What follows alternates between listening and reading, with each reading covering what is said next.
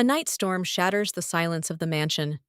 A man's calm voice echoes through the dark hall, as if summing things up. The next moment, a sword pierces a woman's body. Blood slowly spreads across the stone floor, mingling with the echoes of betrayal. Duchess Rosenthal, the imperial family's loyal protector, stands on the brink of death. A man ruthlessly pulls the blade from her chest, coldly declaring that her role in this story is over. She clutches his clothes, disbelieving what's happening. Her voice trembles as she asks why he did this, but all he answers is indifference and a command to leave in peace, as if her life was worthless. For a moment, the body remains on its feet, as if refusing to accept death. Then its strength deserts it, and the Duchess falls to the floor, while the rain continues to pour furiously outside. Crimson blood drips from the sword. The man lazily wipes his face and utters words full of contempt. He admits that he endured her ugly face every day, and it was pure torture for him. Even as he leaves, he makes a cold promise. Out of respect for her past achievements, her funeral will be held with honors.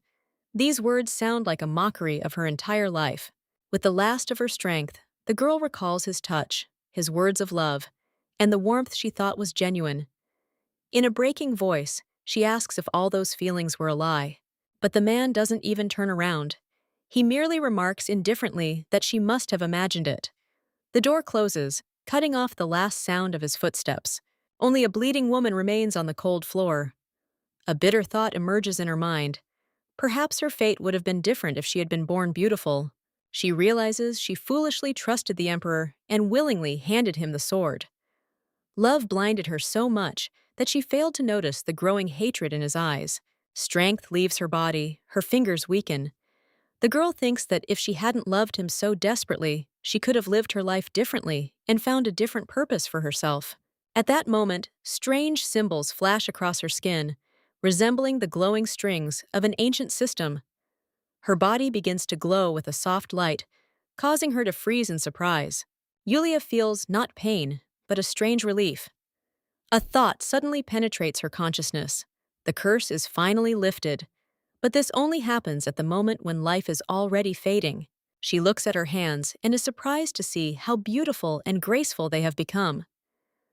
Just before death, her body returns to its true form, as if rewarding her long suffering. Thus ends the life of the commander of the Knights Guard, a woman known as the Sword of the Empire and the unbreakable protector of the imperial family. However, behind the title's grandeur lurked a cruel truth. Its power was linked to an ancient curse that had haunted the Rosenthal family for generations. Once upon a time, the head of the house, Howard von Rosenthal, killed the fire witch Ariel.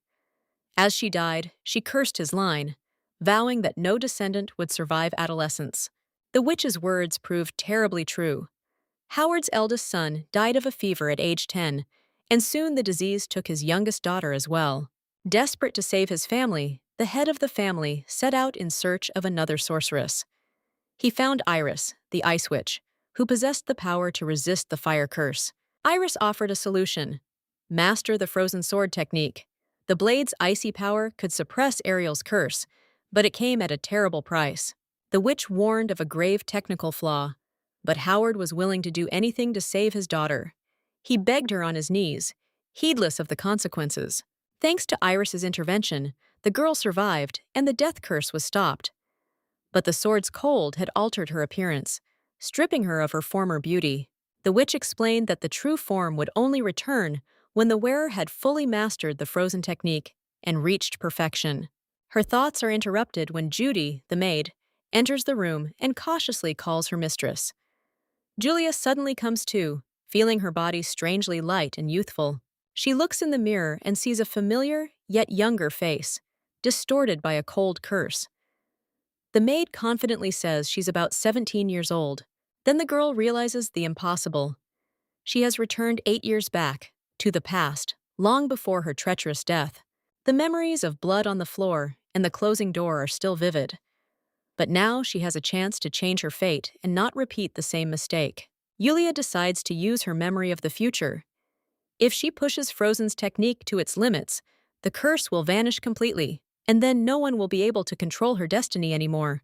That evening, the Duchess sits by the window in her room, pondering the future.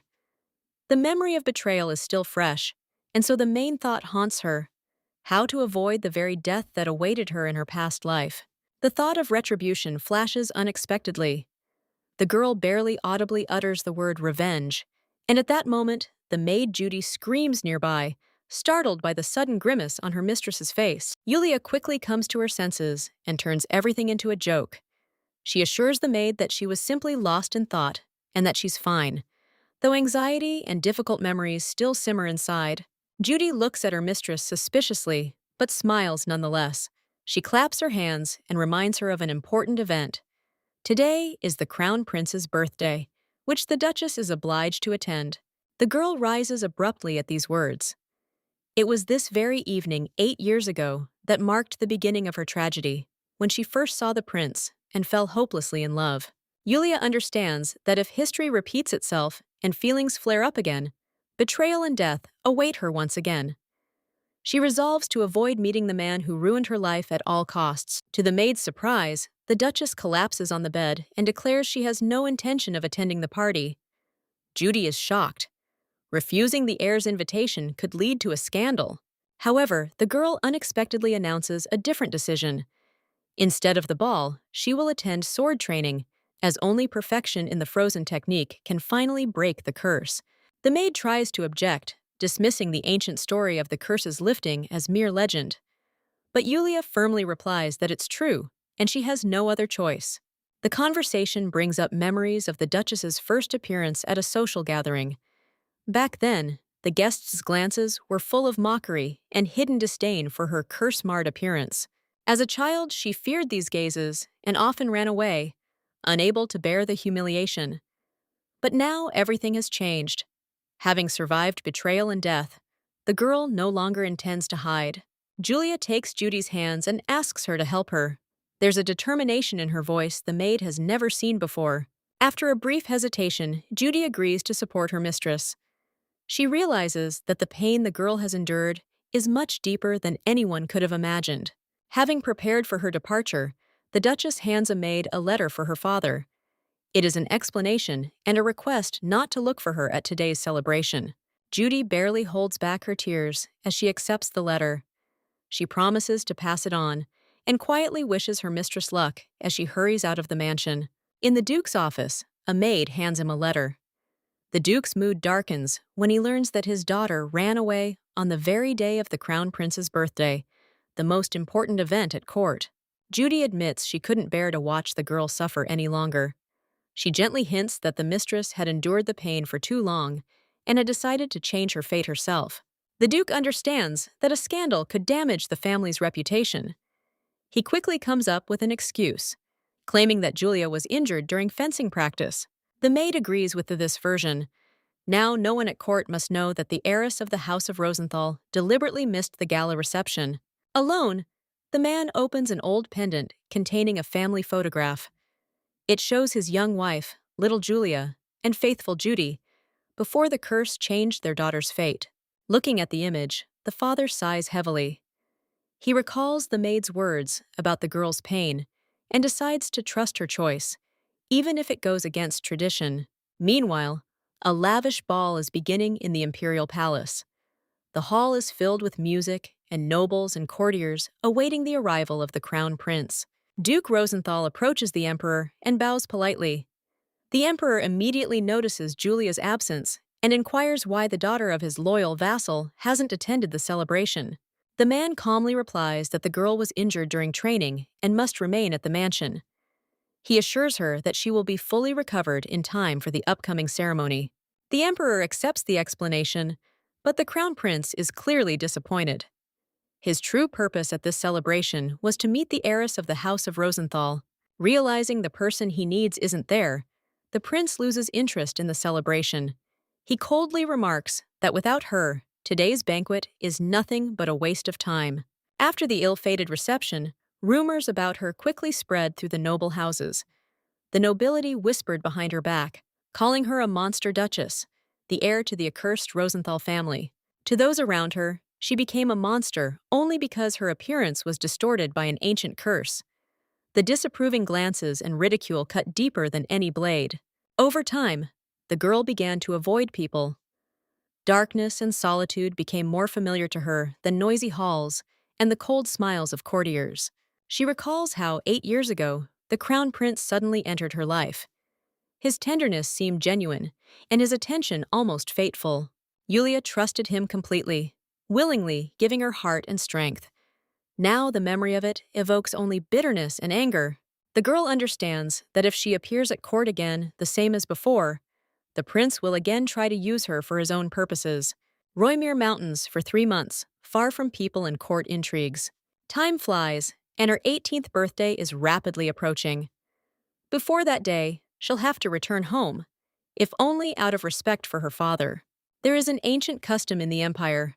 Upon reaching the age of 18, noblemen are knighted and swear to serve the imperial throne. The Rosenthal family has remained loyal to the imperial family for centuries. After her consecration, the Duchess will inevitably find herself at the side of the future ruler. Realizing this, the girl understands. Her fate will still be connected with the very prince who once betrayed her. The thought that he might have planned everything in advance fuels her rage. The memory of his face evokes only cold anger. One night, she spots a huge pack of ogres. The fight promises to be tough, but the girl doesn't back down. However, an unknown man suddenly appears among the monsters. He easily cuts down the ogres, as if it were just a routine training exercise. Julia watches from cover and understands. Before her is a true master of the sword, wielding a fiery aura from his blade. She decides not to intervene until the situation suddenly changes. A huge horned ogre emerges from the forest, the alpha ogre, a monster almost impossible to encounter in these mountains. The monster notices her and rushes to attack. The girl instantly draws her sword and prepares for battle. The forces are clearly uneven, so she tries to dodge and look for a weak spot. Her only chance is to strike at a vital point. Realizing that it is too late to retreat, Julia picks up the sword Aurora and fills it with the remains of her magic. Ice coats the blade, and she delivers a desperate blow to the giant's leg. A powerful swing severs the monster's limb. But even the wounded ogre continues to advance. The girl, spitting out blood, gathers her last strength and strikes again. The monster finally falls to the ground. However, a calm voice sounds behind her, warning that it's too early to rejoice. The stranger sits on a tree branch, calmly observing the proceedings and only making mocking comments about her fight. The man admits he wanted to help, but he has a more important meeting. With that, he simply disappears, leaving the girl alone. Julia is stunned by his indifference, but there is no time to think. The wounded ogre rises again and attacks. Exhausted, she continues to fight, dodging and striking until she finally finishes off the monster. When the battle ends, her strength finally leaves her. The girl falls to the ground next to the monster's body, unable to even raise her arms. New ones are coming soon. Ogres. Lying on the cold ground, the Duchess realizes that this is where her life might end. She whispers a plea for help, almost losing consciousness. At that moment, a strange light flashes around her. First golden, then a cold blue stream of magic lifts her body into the air. Power fills the blade and her entire being. The curse begins to break. Her hair and face gradually return to their true form, hidden for many years. When the glow fades, the girl descends to the ground as a different person, free from the disfiguring curse and closer to the power she sought. In the morning, a girl wakes up on the grass among the mountains. Sunlight glares at her eyes, and she instinctively shields her face with her hand. But when she looks at her palm, she suddenly freezes. Instead of a rough and distorted hand, she sees a thin, light, and amazingly beautiful one. Yulia touches her face in panic. Her skin is soft, her hair long and silky, as if it belonged to someone else entirely. The realization hits suddenly and deafeningly. The curse has truly lifted. She can't believe what's happened. Just yesterday, the girl was sure she would die in the mountains, having expended her last strength in a hopeless battle. However, her thoughts are interrupted by the sound of heavy footsteps. Ogres emerge from the forest again, drawn by the scent of blood and magic. Julia raises her sword and sighs calmly. Now she has more important things to do than die here. In an instant, she lunges forward. The blade flashes, and the monsters' bodies fall one after another. Arms, legs, and heads flying in all directions. The girl notices a strange sensation. Her movements have become light and swift, as if her body has been freed from years of heaviness. Later, she kneels by a mountain river and gazes into the water's reflection. A face she hasn't seen in a long time appears on the surface. Yulia's true face. She recalls yesterday's battle. Back then, the girl poured all her magic into the final blow, certain it was the end.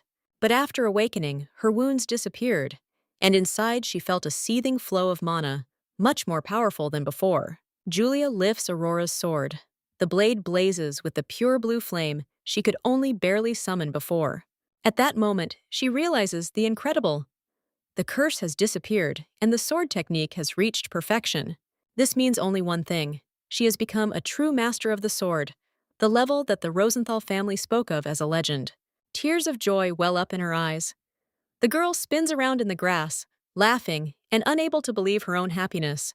Now she has everything: freedom from the curse and the power to change her destiny. Her first priority is to return home and see her father. However, miscalculating her strength, she swings her blade sharply, and the sword unexpectedly disintegrates into small ice fragments. Julia sighs in embarrassment. It seems her strength has grown so much that even her weapons can't withstand it. Meanwhile, at the Rosenthal mansion, 3 months have passed since her disappearance. The Duke sits in his office, with his loyal assistant, Gilbert, standing nearby. The man pours wine and tries to reassure his host. He's confident that Yulia will return soon. Gilbert reminds them that the young lady is the greatest genius in the family's history. Such a person will not break down or disappear without a trace. He recalls how, even as a child, the girl amazed everyone with her incredible speed of mastering magic and sword art. The only thing that stood in her way was the curse, which had distorted her appearance and alienated those around her. The Duke sighed heavily, but decided to trust Gilbert's words and wait a little longer. Just then, the doors burst open. Judy burst into the room, almost in tears with excitement. She can barely get the news out. Lady Julia has returned. The Duke leaps from his chair and immediately heads out into the garden, eager to greet his daughter in person. But when he goes outside, he sees only an unfamiliar, beautiful girl sitting calmly at a table with tea and cake. The man asks, confused, where his daughter is. Judy points directly at the stranger. The girl rises and quietly utters a word that makes the Duke's heart skip a beat. Papa. His daughter stands before him, but now without the curse, beautiful and confident. Judy's maid can't hold back her tears. She's certain the lady has finally returned to her true destiny. The Duke still has doubts, so he demands proof. He challenges Julia to a duel. Julia calmly accepts the challenge and takes the butler's practice sword. A duel begins in the courtyard. Blades clash, and the magical power of the two fighters rumbles like thunder. A few moments later, the Duke's sword is torn from his hands and flies far away. Julia lowers her blade. Victory is hers. The Duke understands everything immediately. The way she holds the sword, the movements, and the force of the blow leave no doubt. Before him stands his daughter, Duchess Julia. With tears in his eyes, he rushes to the girl and hugs her tightly. He had waited too long for this moment, fearing he would never see his child again. Julia laughs through her tears and proudly announces that she has become a sword master. These words sound like a true miracle to the whole family. The butlers and servants around them also couldn't contain their emotions. Many of them wiped away tears, realizing how momentous the young mistress's return was. Judy runs up to her and hugs her tightly. The maid can barely speak with happiness and repeats that she will never let her lady go alone again. Julia thanks her for her help and reminds her that she promised to return. For her, this meeting with being with loved ones becomes a real relief after long months of loneliness. The Duke suggests continuing the conversation inside the mansion. Everyone heads into the house, and the servants begin whispering among themselves along the way. The maids are discussing their mistress's unexpected return. Many don't recognize her immediately, as the incredibly beautiful girl stands before them. Gradually, the truth dawns on them. The Rosenthal family curse has vanished. Rumors of an ancient curse, it turns out, were more than just a legend. The servants are delighted that Julia was the first in her family to break the curse. This is a historic event for the Rosenthal family. Later, Judy draws a hot bath for the Duchess. She carefully tests the water and asks if everything is comfortable. Julia relaxed as she immerses herself in the warm water. The maids admire her long, silky hair, which now shines with health. For the first time in a long time, the girl can truly relax. The tension of the past months gradually fades. The warmth and calm begin to lull her, and she almost falls asleep right there in the bathroom. The maid quickly calls out to her, reminding her that she could catch a cold. That evening, father and daughter dine together. The Duke suddenly remembers that her 18th birthday is coming soon. He offers to give her a gift and asks Julia to tell him what she wants. She thinks for a moment before answering. She asks for a family heirloom, the winter sword Ivor. It's an ancient blade passed down through the family for generations. The Duke hesitates at first, believing his daughter too young for such a weapon. But now that she has become a master swordsman, there are few doubts left. He agrees and asks her to come to his office the next day after lunch. Yulia thanks her father with a sincere smile. She wakes up early in the morning. The maids bring her tea and help her get ready. The girl recalls yesterday and quietly rejoices at how everything has changed. The return of the family sword awaits her. After lunch, Julia goes to see her father. In his study, the Duke pulls on one of the books, and a hidden door in the wall opens. Behind it is a secret room with artifacts and ancient objects that belong to the previous heads of the Rosenthal family. The Duke explains that one day she will have to rule this place and preserve the family history. Then he opens the weapons cabinet. Inside lies the legendary sword Ivor, a cold blade imbued with the power of winter. Yulia takes the weapon in her hands. The blade glows brighter than she remembers, as if responding to her new power as a swordsman. The Duke notes that the sword seems to have been waiting for her return. The girl also feels that this weapon was always meant for her. However, her father reminds her of something important. On her birthday, she will have to attend a reception at the palace. Yulia calmly agrees, but inside her heart is painfully aching. There she will meet again the man who once betrayed her. The memories of her past death are still too clear. But now she is no longer that helpless girl. Approaching her father, the girl embraces him and thanks him for his trust and anticipation. The Duke tenderly embraces his daughter in return, rejoicing that he can finally call her his little girl again. At night, Julia is tormented by intrusive memories. In her dreams, she again hears the taunts of the nobility, the whispers behind her back, and the cruel words of the people who once called her an ugly monster. Other people's voices echo one after another, like an echo of the past. Some laugh at her appearance. Others whisper that it would be better to die than to live with such a face. Among these memories, the prince's voice appears. He once spoke soft words to her, urging her to take up the sword for him and for the empire. But then the words change. His cold voice comes back to me, admitting that he had to endure her ugly face every day. Yulia wakes up abruptly and jumps out of bed. Her heart is pounding and her breathing is ragged. She realizes it was just a dream, but the memories are still too vivid. The girl forces herself to calm down. She is no longer who she used to be, and she won't let the past control her thoughts again.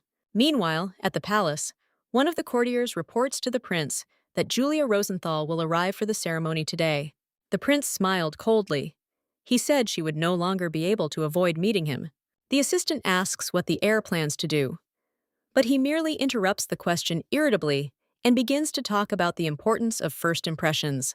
He notes that after initiation, Julia will become a knight obligated to serve him as the future emperor. At this time, the Duchess's carriage is already heading towards the palace. The girl sits next to her father, lost in thought. The Duke notices her thoughtfulness and gently asks if she is nervous before the ceremony. Yulia admits she's a little nervous. Her father assures her he'll be there, and she has nothing to fear. These words calm the girl a little. She squeezes her father's hand and feels the support she had previously so sorely lacked. The carriage stops at the palace. The enormous gates open, and Julia tries to convince herself that she is no longer afraid of the prince. The imperial family is already assembled in the throne room. The king, queen, and princes are awaiting the arrival of the heir to the House of Rosenthal. One of the younger princes jokingly recalls rumors about her. There had long been talk around the palace that Rosenthal's daughter resembled an orc. The queen immediately reprimands her son for his rudeness, but curiosity is still felt in the hall. The doors swing open, and Julia steps inside. Everyone expected to see a girl twisted by a curse, but instead, a stunningly beautiful young woman appears before them. Silence reigns in the hall, the princes are stunned, and some of the courtiers barely conceal their surprise. Julia calmly bows her head before the throne and greets the king, calling him the son of the empire. Duke Rosenthal introduces his daughter and explains that she has arrived for her official knighting. The king is still stunned by the change. He recalls the rumors of the curse and cannot believe that the same girl stands before him. The ceremony begins. The king raises his sword and approaches Julia, who drops to one knee. The ruler places the blade on her shoulder and asks if she swears allegiance to the empire. Julia confidently replies that she swears to serve and protect the state. Then comes the second question: is she ready to serve the crown prince and become his knight? At that moment, the girl looks up and meets the gaze of the man who once betrayed her. The last moments of a past life flash in my memory. Cold laughter, blood on the floor, and a closing door. Julia feels a surge of determination rising within her.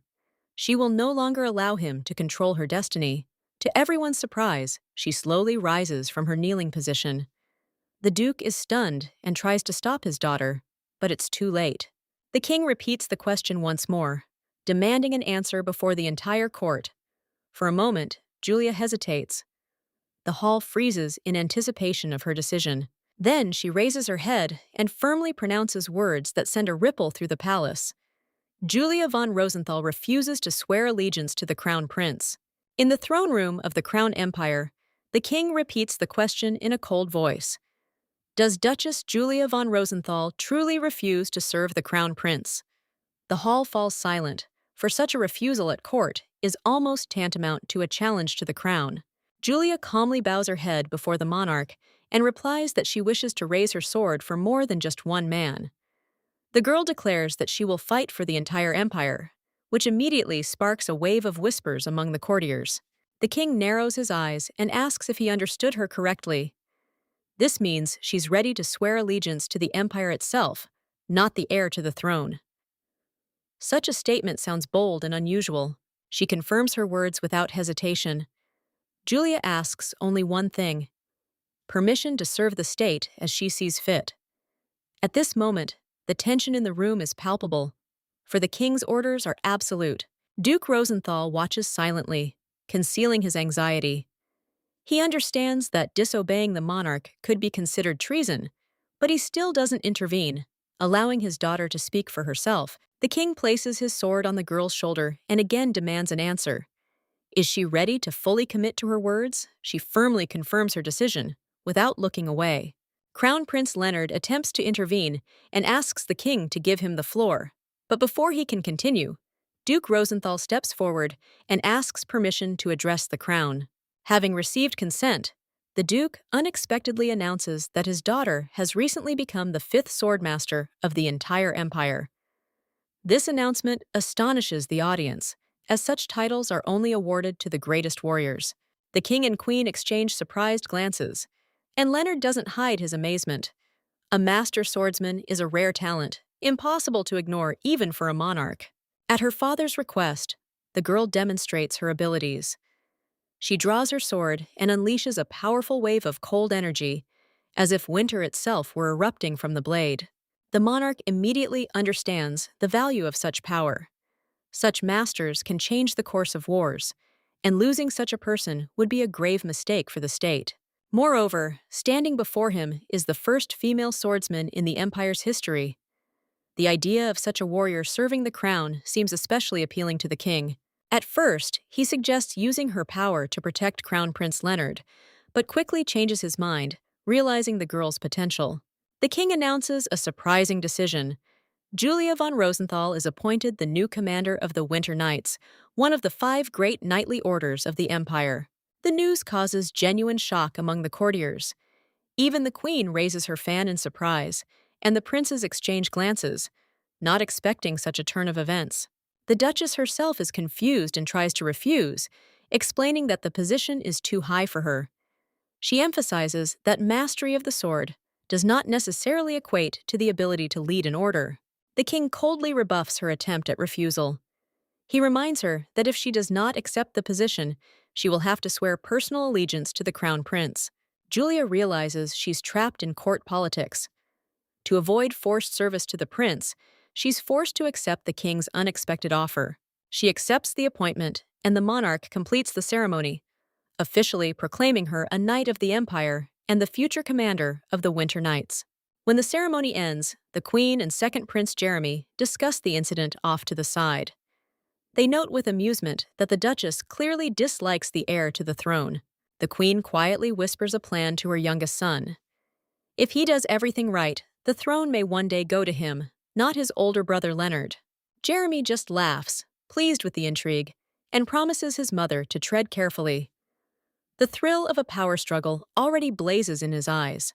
Meanwhile, in another room, the first crown prince is alone with his thoughts. He recalls the girl's words about her sword belonging to the empire, not him. Leonard slowly clenches his fist and grins. The harder something is to get, the stronger the desire for it becomes. The image of the stubborn Duchess appears in his mind. The heir to the throne decides that one day he will force Julia von Rosenthal to belong to him, as an ally, and perhaps as something more. In the Crown Empire, each serving the state in its own unique way. The Griffins guard the emperor himself. The guard protects the palace and the monarch's family. The shadows carry out secret missions. The Black Lions lead the vanguard of the army. And the Winter Knights are renowned for their strength on the battlefield. Julia von Rosenthal realizes that she now leads the Winter Knights. This thought feels like a heavy burden, as order commanders rarely return to normal life. Later, the girl speaks with her father, Duke Rosenthal. He cautiously asks if she is certain of her decision to refuse service to Crown Prince Leonard.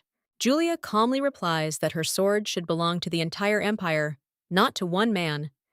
She wants to protect every citizen of the state, even knowing how difficult such a path will be. The Duke counters that protecting the future emperor also serves the interests of the state. However, the daughter remains adamant, saying that her duty is to protect everyone. After a long pause, the father sighs heavily and admits that his daughter has truly matured. Ultimately, he agrees to respect her choice. Meanwhile, rumors of a new commander for the Winter Knights are spreading rapidly throughout the capital. Courtiers and soldiers are discussing the fact that the order will now be led by an 18-year-old duchess. Some see this as a sign of favoritism on the part of the crown, as the Rosenthal family has long been close to the imperial court. Others frankly doubt the girl would be able to handle such an order. In the Winter Knights' barracks, conversations become even more acrimonious. Soldiers are spreading absurd rumors about the new commander's appearance. Some claim to have seen her at an aristocratic ball, and that her face supposedly resembled an orc. Others add tales of a cursed sword and strange powers. Vice Captain Chris Velvet of the Order tries to put a stop to the idle chatter. He reminds his subordinates that, no matter what, Duchess Rosenthal is their new commander. However, even he himself is skeptical. Many knights believe such a high position should go to an experienced warrior, not a young noblewoman. The conversation ends abruptly when the Duchess herself enters the room. Julia calmly introduces herself and announces that, effective today, she is assuming command of the order. The knights involuntarily freeze, surprised that the girl looks nothing like the monster rumored. She looks confident and carries herself like a true warrior. Yulia notices strange expressions on the faces of her future subordinates and asks directly whether her appearance does not match their expectations. Several knights sheepishly admit that the rumors are greatly exaggerated.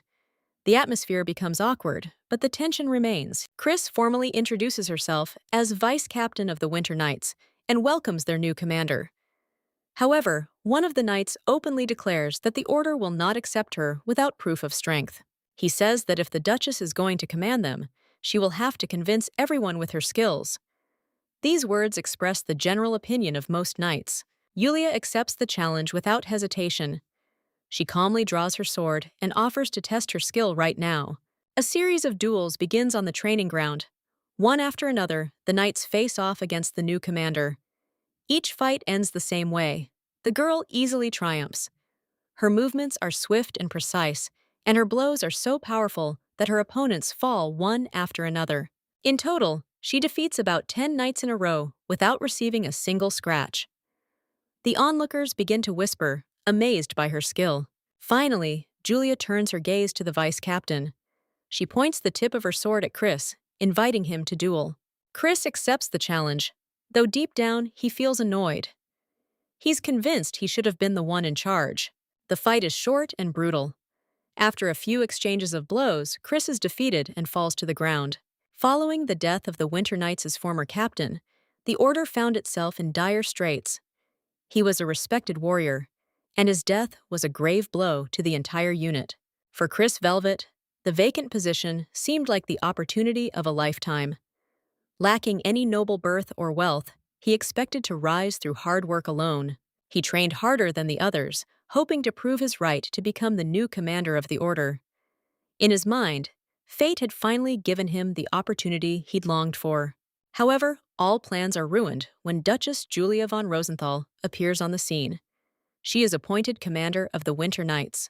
Now Chris is forced to fight her to prove his own strength. The duel begins swiftly, and the opponent's swords clash with loud blows.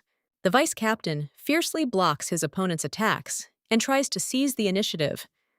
Despite this, the girl notices that he is overly tense and nervous. Yulia calmly dodges his blows and notes that he swings his sword too wide. Her movements remain precise and economical. Meanwhile, spectators begin to gather around. Knights and soldiers watch the duel, discussing the new commander's skill. Chris feels the pressure of the crowd and becomes even more irritated. He understands that this fight will determine his reputation with the entire Order. In desperation, he intensifies his attack, and his sword begins to be enveloped in purple energy. This is a manifestation of the monosword technique used by experienced fighters. Shouting that the command should be his, he launches a decisive attack. But Yulia easily dodges, as if anticipating his every move. The audience begins to whisper, noticing that Chris is trying to win at any cost. Some even sympathetically note that he stands almost no chance against her. The crowd's words reach his ears and only intensify his anger. He rushes forward again, eager to prove his case to everyone. Yulia realizes it's time to end the fight. She decides to end it quickly, so as not to humiliate her opponent for too long. The girl activates a special sword technique, and a glow reminiscent of the northern lights erupts around the blade. This technique is known as the Aurora Sword. The next moment, her blow shatters Chris's weapon. His sword breaks, and the shards clatter to the ground. The hall erupts in surprised exclamations. Many realize that before them stands a true swordsman, and an incredibly young one at that. Chris falls to one knee, stunned by defeat. He hadn't expected the difference in strength to be so vast. Yulia calmly asks if he wants to continue the fight. However, Chris admits defeat and doesn't look up. Rumors of the new commander's extraordinary strength begin to spread throughout the capital. More and more people are discussing Duchess Rosenthal. Elsewhere, Vice Captain Alan Gregory of the Black Lions briefs his commander on the ongoing events. He recounts in detail the rumors about the young Duchess. Alan notes that the girl not only has noble birth and beauty, but is also a true master of the sword. He's particularly impressed by her reaction speed and mastery of the blade. He admits he'd like to see this warrior woman in person. The Black Lion's captain, Snivand Winter, listens to the story calmly and almost without emotion. However, the mention of the swordmaster clearly catches his attention. He reflects on how a female swordsman is a rare phenomenon. Such a thing has almost never happened before in the Empire's history. He also hears rumors of a supposed curse associated with Duchess Rosenthal. However, Snivand considers such rumors unlikely. Nevertheless, he develops an interest in this unusual girl. He admits that he would like to see her with his own eyes someday. Alan asks permission to attend the next meeting in the captain's stead to observe the new commander. He's clearly overcome with curiosity. Snivand grins and allows him to do so. But before leaving, he advises him to practice properly first, noticing that his subordinate seems overconfident. After Leonard's accession, a war of conquest would begin that would change the fate of the Empire. His ambitious plan would be successful, but the price of victory would be terrible. Almost all the great knightly orders would be destroyed. Reliving that tragedy, Julia understands that history could repeat itself. Sitting alone in her office, she ponders how to avoid a future in which the Empire's finest knights perish. The girl recalls that in the previous war, even the strongest orders proved powerless. The Earth Knights fell one after another, unable to withstand the enemy onslaught. The only order that always stood out from the rest was the Black Lions. Their commander, Nyrond Winter, was considered one of the Empire's most powerful swordsmen. Reflecting on this, Julia comes to the conclusion that the Winter Knights must become much stronger. She decides to increase the intensity of their training to the level practiced in her family. In the midst of these thoughts, there was a knock on the study door. One of the servants announced that the Emperor had ordered her to be brought to the palace immediately. Julia is surprised by the unexpected challenge, but accepts without hesitation. She understands that the Emperor's order cannot be ignored. She is escorted to the royal palace and led into the hall where the king and Crown Prince Leonard are already present. Julia enters, observing all the rules of court etiquette, and respectfully greets the monarch. Leonard, meanwhile, sits quietly at the table, drinking tea. Seeing him, the girl winced inwardly. She wasn't at all happy to meet the Crown Prince, though she tried to remain calm on the surface. Leonard begins the conversation with a slight smile, mentioning that her appointment ceremony was quite impressive and left a strong impression on many. Julia responds politely and admits that her appointment came as a surprise to the Knights of the Order. She tries to speak calmly, without showing irritation. The king adds that the knightly orders are the backbone of the entire empire, so the new commander must be a worthy leader. The girl confidently promises to do everything possible to justify the crown's trust. The conversation continues in a calm, almost formal atmosphere. When Julia finishes her cup of tea faster than the others, the king and Leonard are even surprised by her calm. However, the real conversation is just beginning. Suddenly, Leonard announces that he has asked the king and queen to throw a big party to celebrate her achievement. The girl can barely contain her irritation. She understands that such receptions are always accompanied by intrigue, gossip, and humiliating rumors. She tries to politely decline, explaining that there's no need for celebration. However, the Crown Prince immediately dismisses her objections. The prince says the emergence of such a young swordsman is a true miracle for the empire. He believes such an event must be celebrated. The king supports his son and declares that the birth of a swordmaster is a source of pride for the entire Crown Empire. Julia understands that refusing such an offer could put her family in a difficult situation. She is left with no choice but to make a decision she doesn't like at all. With a heavy sigh, she thanks the king for the honor and agrees to host the celebration. Leonard and the king look pleased. They are already anticipating a grand event that will attract the attention of the entire capital. When the girl leaves the hall, the king and the crown prince are left alone and continue their conversation. The monarch asks his son if he is confident in his plan. Leonard answers without hesitation that he intends to conquer Julia at the upcoming celebration. The king laughs and notes that the Rosenthal family has always been a vital pillar of the empire. Therefore, an alliance with their heir could prove extremely beneficial. Leonard confidently promises to achieve this. His eyes fill with excitement, as if he's already begun his quest for influence over the Duchess. Meanwhile, Julia leaves the palace and heads to the garden, trying to put her thoughts in order. The thought of the upcoming celebration brings back unpleasant memories. In the past, such gatherings often became a source of humiliation for her. She remembers the ridicule over her clothes, the cold looks from aristocrats, and the rumors that were spread behind her back. Particularly painful are the memories of Leonard's words, which once seemed sincere, but ultimately turned out to be just a beautiful lie. Julia realizes she once trusted these words too much. Now she no longer wants to repeat those same mistakes. Stopping among the white columns of the garden, the girl takes a deep breath and tries to get rid of the heavy memories. She decides that from now on she will live differently. No one will be able to exploit her trust or make her doubt herself anymore. The city is filled with noise and life. The streets are crowded with people. Merchants are calling out to customers. Laughter and conversations merge into a single hum, creating a feeling of celebration and carefreeness. Amidst the bustle, a group of cloaked guards enters the establishment. Their stern appearance contrasts with the city's generally relaxed atmosphere. One of the girls notices a familiar figure in the room. Chris is sitting alone, emptying glass after glass, clearly not in the best condition. She sends her subordinates away and confidently walks towards him, deciding to take advantage of the opportunity to talk without unnecessary witnesses. Aisha sits down next to him and, with a slight smile, notes that they haven't seen each other for a long time, carefully watching his reaction. Chris immediately recognizes her and mentally becomes irritated, guessing that she came in during a patrol and simply decided to while away the time. He makes a sarcastic comment about the guard's freedom, but the girl calmly replies that their service does allow them to take a break sometimes. She notices his condition and says outright that he is too drunk, which is not at all like his former self. Aisha carefully tries to get him to talk, asking what exactly caused this behavior.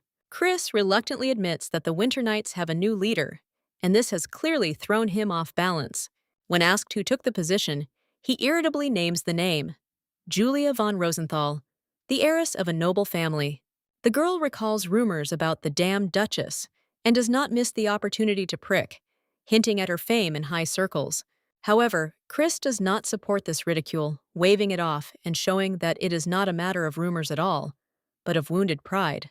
Aisha, hurt by his coldness, turns the conversation to herself, trying to find out whether he considers the new commander better than her. Her words sound challenging, but he abruptly ends the conversation, indicating that he does not intend to discuss such a thing. The tension mounts, and at some point she knocks the glass out of his hands, provoking an outburst of emotion. Old memories and unspoken things come up between them, which only increase irritation on both sides. In the end, Aisha leaves, throwing out a barbed remark and a hint of possible revenge in the future. Left alone, Chris sinks into dark thoughts, realizing that he has missed the chance to get the position he wanted. Meanwhile, the Duchess strolls through the garden, reflecting on the situation and feeling a slight sense of guilt for taking someone else's place. A subordinate approaches her, apologizing for the morning's events, but she calmly accepts his words, not attaching much importance to them. During the conversation, she notices the absence of the vice captain and decides to check his whereabouts with the other knights.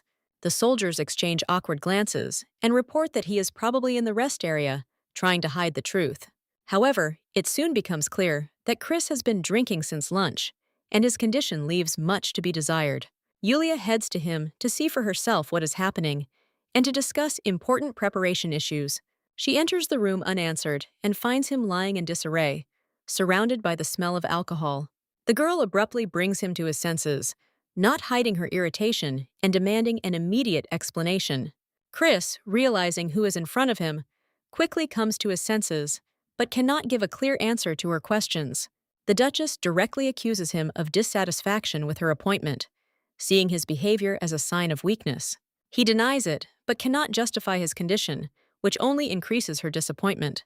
She firmly states that such behavior is unacceptable, especially for a man of his position.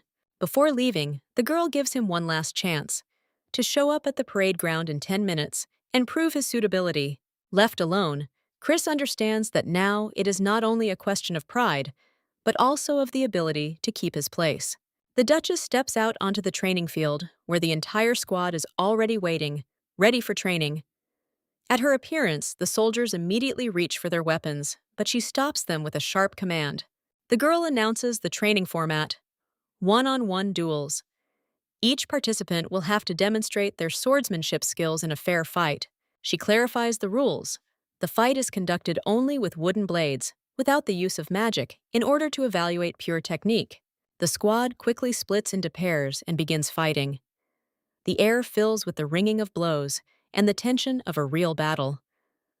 Julia herself chooses Chris as her opponent, deliberately placing him at the center of attention for the entire team.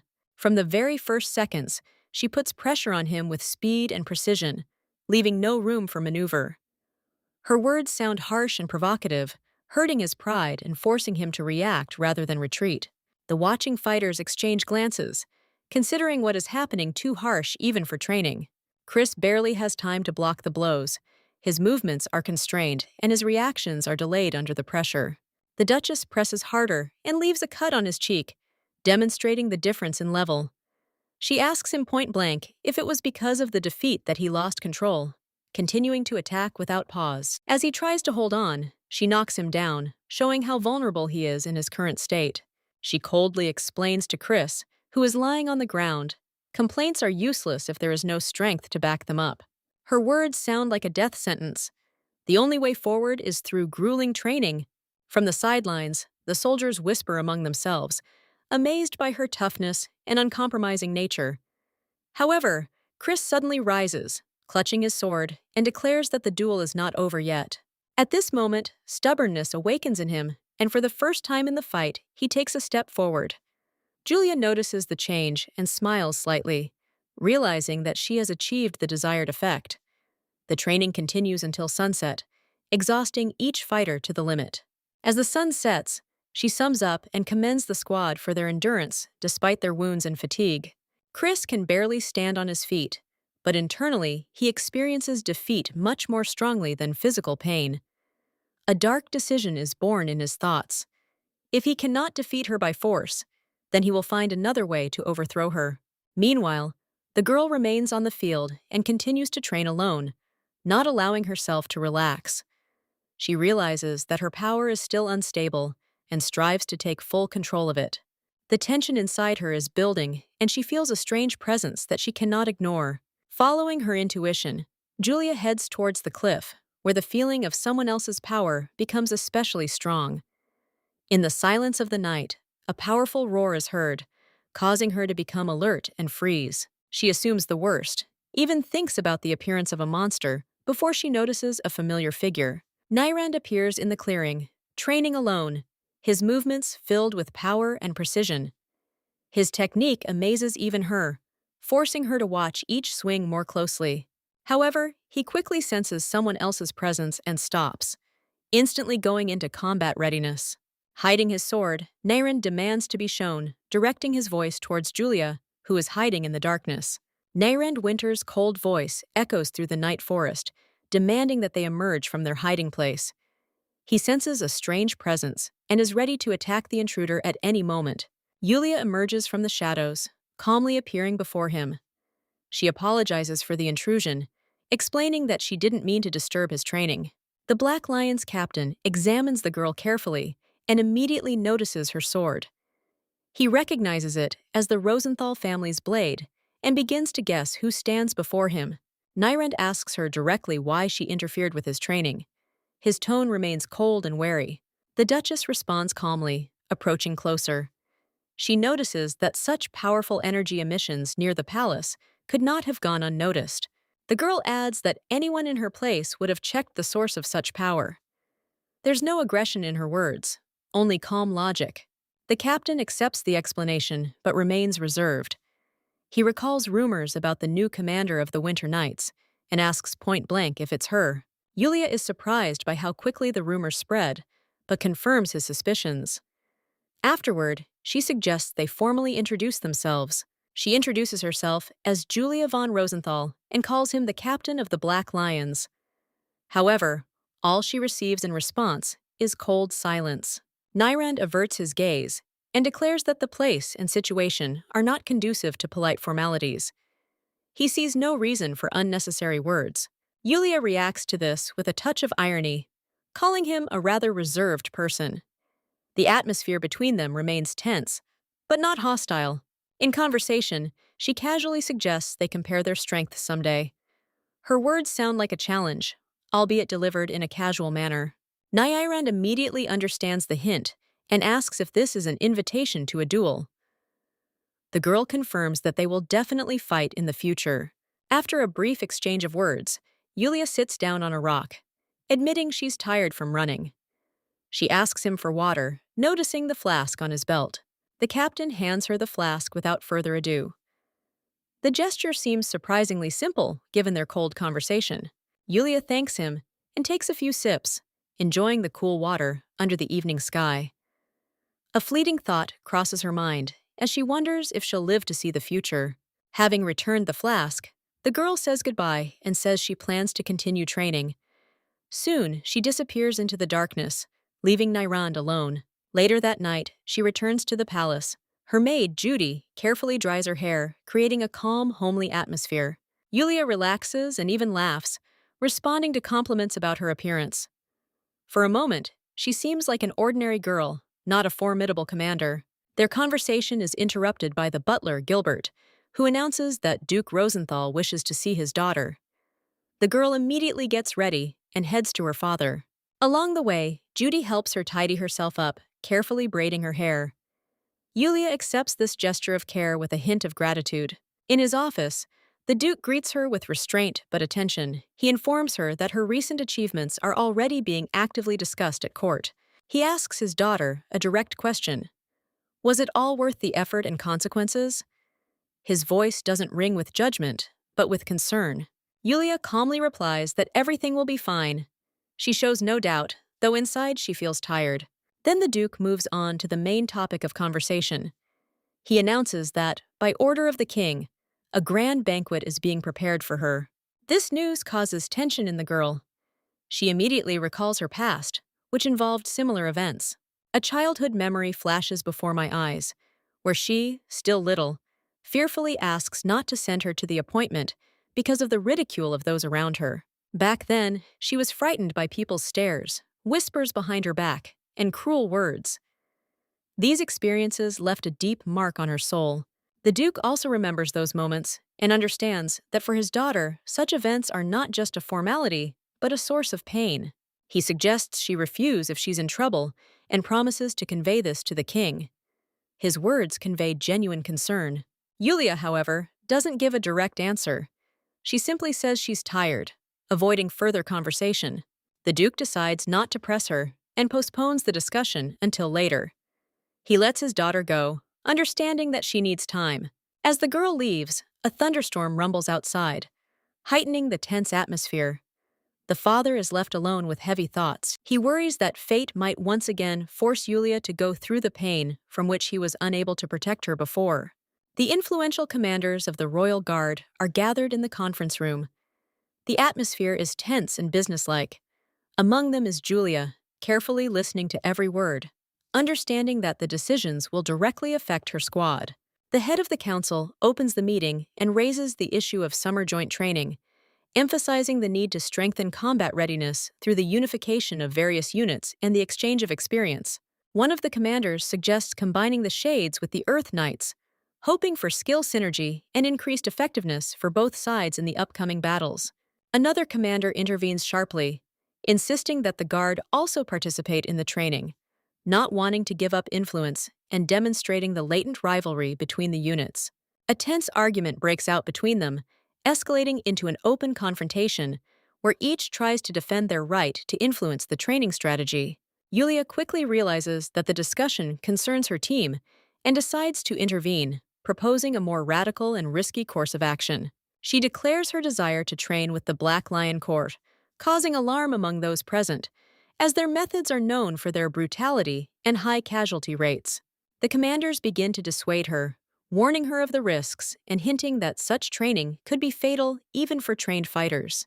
Niran confirms their concerns, admitting that he himself finds it difficult to restrain his soldiers because of the harsh conditions they are trained in. Despite this, Julia accepts the challenge with a slight smile, demonstrating determination and a willingness to go all the way to strengthen her squad. The Duke supports her decision, comparing knights to weapons that must be tempered to avoid the tragic mistakes of the past. After the meeting ends, she leaves the room feeling tired, but also satisfied with the decision made.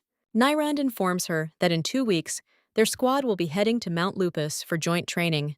Other commanders try to lure her over to their side, offering more lenient conditions, but she confidently refuses, not changing her choice. The messenger informs her that her father is calling her, and Julia heads to the training field, where intensive training of soldiers is already in full swing. The Duke trains his fighters harshly and without indulgence, then notices his daughter and sends his subordinates away, wanting to speak with her personally. During the walk, he announces the upcoming ball in the Imperial Hall, emphasizing its exceptional importance. Julia is surprised because such events are intended only for the highest nobility, and does not understand why she was invited. Her father explains that the Crown Prince is behind this, which causes irritation and internal resistance in her. The Duke notices her emotions and asks for patience, advising her to simply get through the evening for the sake of future consequences. Meanwhile, Nayrand returns to the office where Alan reacts violently to the news of joint training, not hiding his admiration. The captain abruptly cuts off his emotions and announces the postponement of the training, emphasizing strict discipline and order in the squad. Julia gathers her team and announces training with the Black Lions, demanding full readiness and no late arrivals. Chris reports on the weapons supply, but Julia personally inspects the warehouse, selecting the best sword and ordering that all weapons be replaced with similar ones. Invitations to the ball are distributed throughout the kingdom. Aisha hesitates due to the lack of a dress, but Cedric promises to help, already imagining their triumph at the celebration. From early morning, the palace is in a state of commotion. Judy is frantically searching for Julia, running through the corridors and questioning the maids, as there are only a few days left before the reception in honor of the Duchess. The maids suggest that Julia might have gone to the training room, since she often spends time there, and Judy, thanking them, immediately takes off. Rushing into the gym, she finds Julia working out, covered in sweat, completely focused on her movements, as if she had forgotten about the upcoming social event. Judy quickly reminds them about the approaching ball and the need to urgently choose a dress, because there is almost no time left, and preparations must begin immediately. Yulia calmly replies that she plans to go in a military uniform, considering it more appropriate and comfortable than lush outfits. This answer provokes a violent reaction from Judy, who, almost in despair, explains that the ball requires luxury, decorations, and the appropriate image of a real lady. The maid emotionally describes how beautiful Julia will look in the dress, insisting that it is an important part of her status and role at the celebration. She also mentions that the Duke personally ordered the most beautiful dress to be purchased for Julia without limiting the budget. Julia is surprised by such generosity and once again clarifies whether she really can't come in uniform, but Judy continues to insist. Having given in to persuasion, Julia reluctantly agrees to go to the studio, realizing that there is no point in arguing further. They head to the city's most famous studio, where they were booked in advance immediately after the banquet date was announced. On the way, Judy reflects on why Julia dislikes dresses and social events so much, hoping that this experience will change her attitude. The grueling fitting begins in the studio. Julia puts on luxurious dresses one after another, and Judy enthusiastically evaluates each look. Julia quickly gets tired of the endless changing of clothes, feeling an unusual discomfort from everything that is happening. Looking at herself in the mirror, she notices how her appearance has changed and realizes that dresses no longer cause the same rejection. The studio's masters join them, offering ever new decorations and outfit combinations, giving the girl no respite. Yulia finds herself surrounded by attention, and it's hard for her to refuse when employees practically beg her to try on more options. Eventually, she finds a dress she really likes, and the fitting finally comes to an end, bringing relief. In gratitude, Julia offers to choose a dress for Judy as well, wanting to give her a gift for her efforts and care. The maid is embarrassed and refuses, turning the conversation into a joke about future marriage, which makes her feel awkward. At this point, a scandal erupts in the studio, with customers loudly accusing the workers of poor service and making a fuss. Julia recognizes them as Aisha and Cedric, with whom she has an unpleasant past and hidden tension. Stepping forward, she introduces herself as captain and sternly demands that order be maintained, demonstrating her authority. Realizing who they are dealing with, Cedric and Aisha suddenly change their behavior, apologize, and hastily leave the studio. A conflict breaks out between them on the street. Cedric doubts their relationship, assessing Julia's status and the upcoming ball. Aisha becomes furious, accuses him of betraying his feelings, and swears that she will make Julia regret it, planning a rematch at the ball. Julia reflects on the 5 sword masters of the Empire, remembering herself, Damien, Ethan, Nayrand, and Alan, and cannot understand who was that mysterious blue-haired guy who easily walked away after the fight with the goblins. The thought of him haunts her, because his strength and calm do not correspond to the famous masters, which causes her wariness and hidden anxiety. Judy notices Julia's thoughtfulness, but she brushes it off, hiding her worries, while the maid finishes her hair and carefully adjusts the details of her look. As night falls, the gala ball begins. The estate is filled with light, music, and guests, creating an atmosphere of luxury and anticipation. Aisha appears arm in arm with Johnny's new companion, trying to impress, but Cedric quickly notices the unnaturalness of the situation. Aisha confidently explains her accompaniment, but Cedric does not believe her words, sensing falseness and becoming internally disappointed. She is irritated by his reaction because she expected to evoke admiration, but instead she is faced with a cold and indifferent look. At this moment, the arrival of Julia von Rosenthal is announced, and the attention of the entire hall instantly switches to her. Julia enters arm in arm with her father, maintaining an outward calm, although inside she feels the tension from the scale of the event.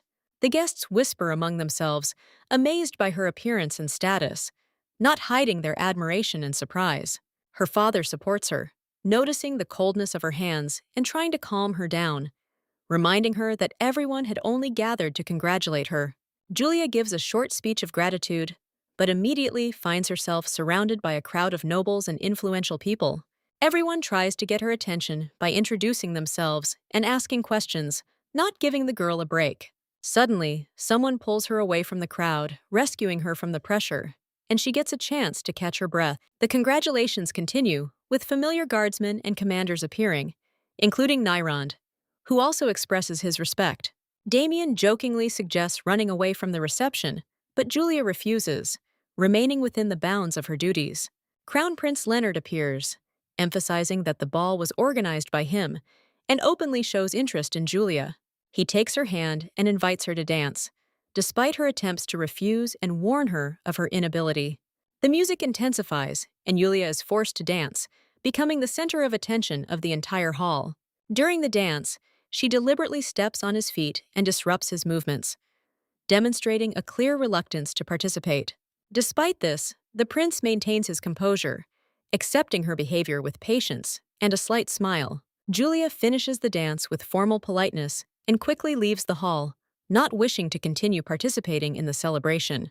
On the balcony, she meets Nyrond, who also preferred solitude to the noisy hall. He directly asks about the reason for her desire to train with the Black Lions, assessing her determination. Julia answers honestly, stating that she needs strength and she chooses the strongest to surpass the limits of her squad. Nyrond accepts her motives with respect, seeing her as a serious opponent and a worthy leader. In response, Julia bluntly states that she intends to surpass him one day, reinforcing her desire for growth and strength. In the hall, the ball continues, and Leonard, still irritated after the dance, discusses Julia's behavior with Luca, trying to understand whether her awkward behavior was an accident. Luke states outright that the Duchess was deliberately attacking, ruining the prince's attempts to justify the situation and causing him internal conflict. Leonard initially denies it, but gradually begins to realize the truth himself, gritting his teeth and experiencing a mixture of resentment and stubbornness. Despite this, he finds a strange comfort in convincing himself that such behavior may be a manifestation of hidden sympathy. Luca does not share his optimism, remaining a cold observer, while Leonard tries to maintain his self-confidence. Jeremy overhears the conversation, concluding that Julia is indeed not fond of the prince, and this only adds to his interest in what is happening. He perceives the situation as the beginning of a more complex game, anticipating the development of events and possible clashes of interests. Meanwhile, Julia, tired of the noise and attention, leaves the hall and heads to the night garden, striving for silence and solitude. She finds a secluded gazebo, takes off her shoes, and dips her feet into the cool water of the fountain with relief. Physical fatigue from dancing and an uncomfortable outfit mixes with internal tension, forcing her to think about what is happening. At that moment, she notices a stranger, the same blue-haired young man she saw earlier in the mountains. The guy appears unexpectedly, behaves calmly, and even slightly jokingly, as if he doesn't sense the danger of the situation. Julia immediately becomes wary, recognizing him and remembering the events where he left her alone in the face of mortal threat. She demands an explanation, asking direct questions about the previous encounter and his strange disappearance. The guy looks confused and claims he doesn't understand what she's talking about, which only makes her more irritated. Unable to contain herself, Julia grabs him by the clothes, accusing him of leaving her to die and not coming back to help. He tries to justify himself, asking to explain everything in order, But the tension only increases, turning into a conflict. Suddenly, the guy deftly frees himself using a distracting maneuver and retreats, trying to avoid further conflict. Julia has no intention of letting him go and gives chase, jumping over obstacles and ignoring appearance and propriety. The guy is surprised by her persistence and strength, realizing that he can't escape from her by simply running away. In an attempt to escape, he activates a strange green force, accelerating sharply and breaking away from pursuit. Julia stops, realizing that it is no longer possible to catch up with him, and remains alone among the night buildings. She is overcome with fatigue and suddenly aware of her own reaction, and begins to wonder why she was so angry. Her thoughts take her back to the past, to the fear and helplessness that she still can't fully let go of. She notices the ruined dress and realizes that she will not be able to return to the ball, completely cutting herself off from the holiday. Left alone, Julia lies down and looks at the starry sky, finding in it a rare sense of peace amidst her inner chaos. Julia, having recovered somewhat from the chase, decides to return to the hall, realizing that she must save face in front of the guests, despite her fatigue and internal irritation. She tries to compose herself, telling herself to keep a calm expression, although inside, anger is still seething from meeting the blue-haired stranger. Thoughts return to what happened, and Yulia irritably regrets that she was unable to teach him a lesson, feeling humiliated because of the situation that was ruined. After examining her torn dress, she realizes that she cannot appear at the ball in this form, which puts her in an awkward position. At this moment, she is found by Nairand, who reports that the Duke is looking for her, noticing her condition and appearance. Yulia is relieved by his appearance and asks him to tell her father that she is here and does not want to return to the hall looking like this. Nairand is surprised by her decision not to go herself, and then she shows off the ruined dress, explaining the reason for her refusal. He quickly understands the situation and agrees to help without further ado, without asking any unnecessary questions. Before leaving, the guy suddenly takes off his jacket and gives it to Yulia, offering to take cover to avoid unnecessary attention. Julia stays with his thing, feeling unexpected support, and thinking about his reserved but attentive attitude. Aisha watches what is happening from the bushes, hiding and analyzing the scene between them with growing envy. Nairand's behavior cold towards her and too soft towards Julia. Aisha convinces herself that it's all about Yulia's status, but this doesn't reduce her anger and inner resentment. She begins to see Julia as a rival who supposedly attracts the attention of all the influential men around her. Her thoughts become more and more aggressive. She vows to prove her superiority and humiliate the girl. After some time, Yulia's father comes to her, and Aisha, watching from afar, becomes even more convinced of the strength of her position. At the same time, the blue-haired guy arrives at the residence, where Damien meets him, showing restrained interest in him. There is a sense of familiarity between them, and the conversation quickly becomes informal with light banter. Damien calls him the same carefree youth, hinting at his tendency to get into trouble. The boy, whose name is Shian, reacts with humor, but becomes visibly tense at the hints of control from the family. He states that he prefers to live freely outside the empire and has no intention of changing his lifestyle. Damien allows his presence, but clearly does not fully trust his words.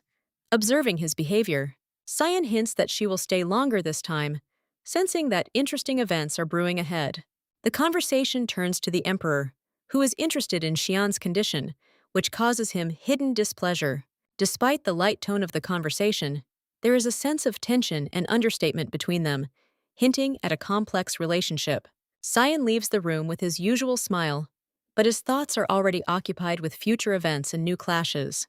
At night, in the royal chambers, the ruler sits alone, immersed in thoughts about the upcoming anniversary of his late sister Erin, whose tragic death still haunts him.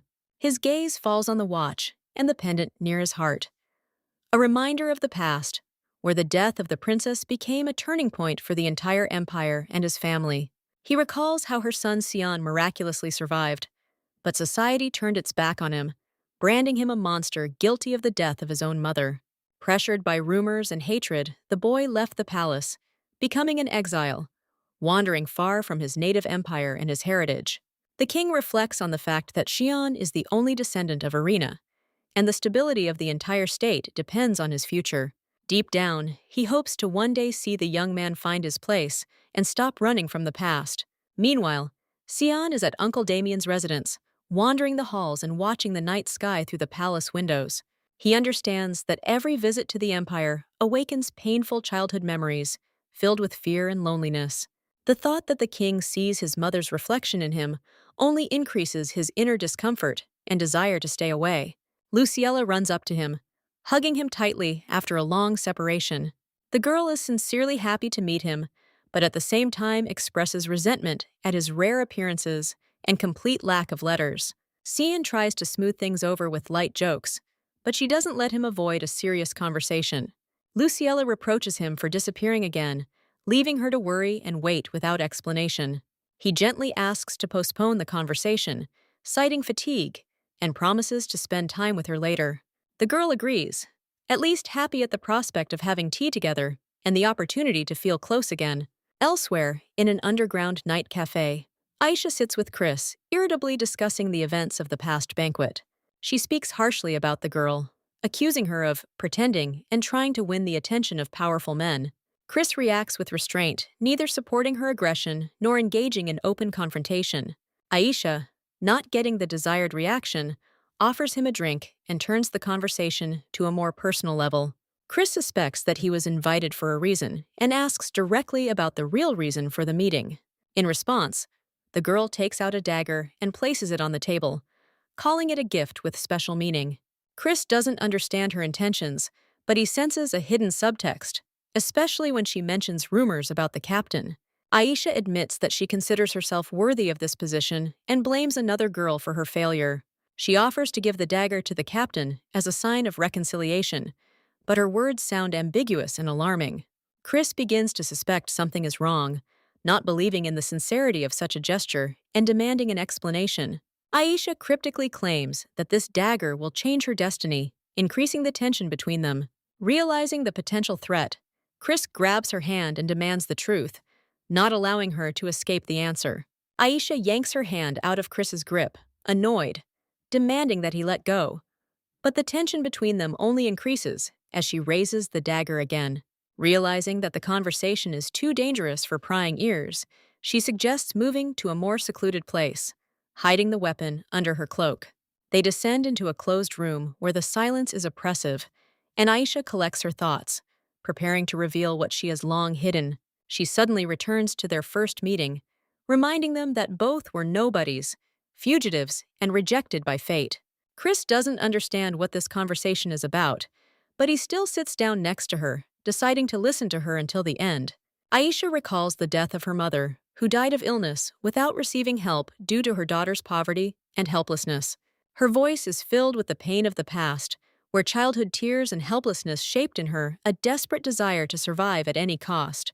It was then that she decided that she would no longer allow herself to be weak and would return to luxury, even if she had to go to extreme measures. Chris is genuinely sorry for her loss, but senses that there is something disturbing behind this admission. Aisha abruptly changes the subject, reminding him of his ambitions and desire to achieve a high position. She reveals the secret of the dagger, explaining that it is coated with a substance that can attract monsters. Chris instantly becomes wary, realizing that this weapon is not just for defense, but for killing with the hands of others. Aisha coldly declares that the death of one girl will return everything to its place and open the way for them to the top. Chris is shocked by her words, not accepting the cruel logic of high society, where eliminating rivals is considered the norm. She justifies herself by claiming that nobles always act this way, and their goal is only to regain their lost position. Chris understands that this is about Julia, and that Aisha is ready to challenge the powerful people associated with the imperial family. He warns them that death awaits them if the plot is revealed, but the girl only brushes it off out of fear. Aisha describes with frightening ease how a victim surrounded by monsters would not be able to survive, turning the murder into an accident. Chris is furious, not understanding how she could stoop to such a level, and tries to stop her. However, the girl admits that hatred for Yulia has become the meaning of her life, and only her death will bring her happiness. She hugs Chris, pressing on his feelings, claiming that she has no one left but him. The tears and weakness turn out to be just part of the manipulation, intensifying Chris's internal conflict. He hesitates, torn between compassion and the understanding that this is a dangerous person. Aisha demands an answer, pushing him to make a decision that will determine their future fate. Meanwhile, Julia trains alone at night, honing her swordsmanship and trying to avoid making mistakes. Judy watches her from afar, worried and making sure she doesn't injure herself during the grueling exercise. Julia notices her and is surprised that the maid has been present here since the very beginning of the training. The maid brings a towel and carefully asks if everything went smoothly at the banquet. She asks to be allowed to stay nearby, clearly worried about her mistress and not wanting to leave her alone. Julia assures that everything is fine, trying to dispel worries and show that the past no longer controls her. She gently encourages Judy, reminding her that she has changed and is now able to cope with difficulties. The maid does not hide her affection, admitting that she sincerely loves her and will be there no matter what. Julia suggests spending time together the next day, giving Judy a feeling of warmth and security.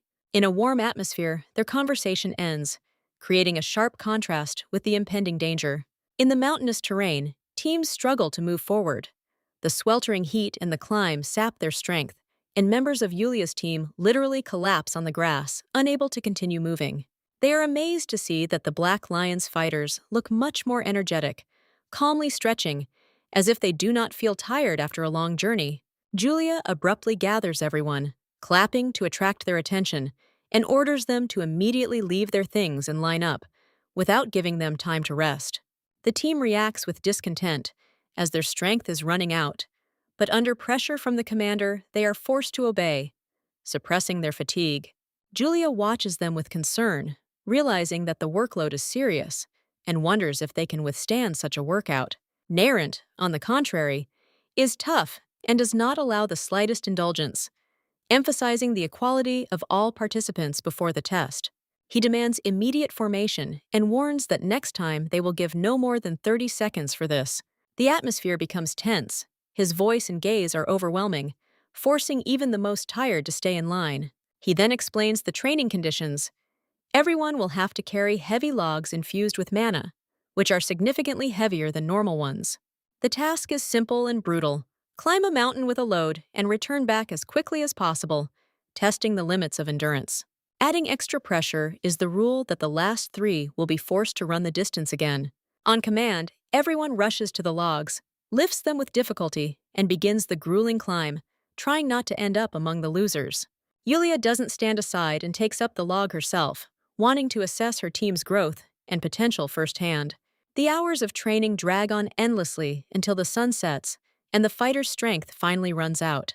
After a short break, the training continues, pushing the participants to their limits but strengthening their will. Finally, night falls and the end of classes is announced, causing everyone to let out cries of relief and joy. Yulia thanks the team for their efforts and sends them off to rest, receiving sincere gratitude and respect in return.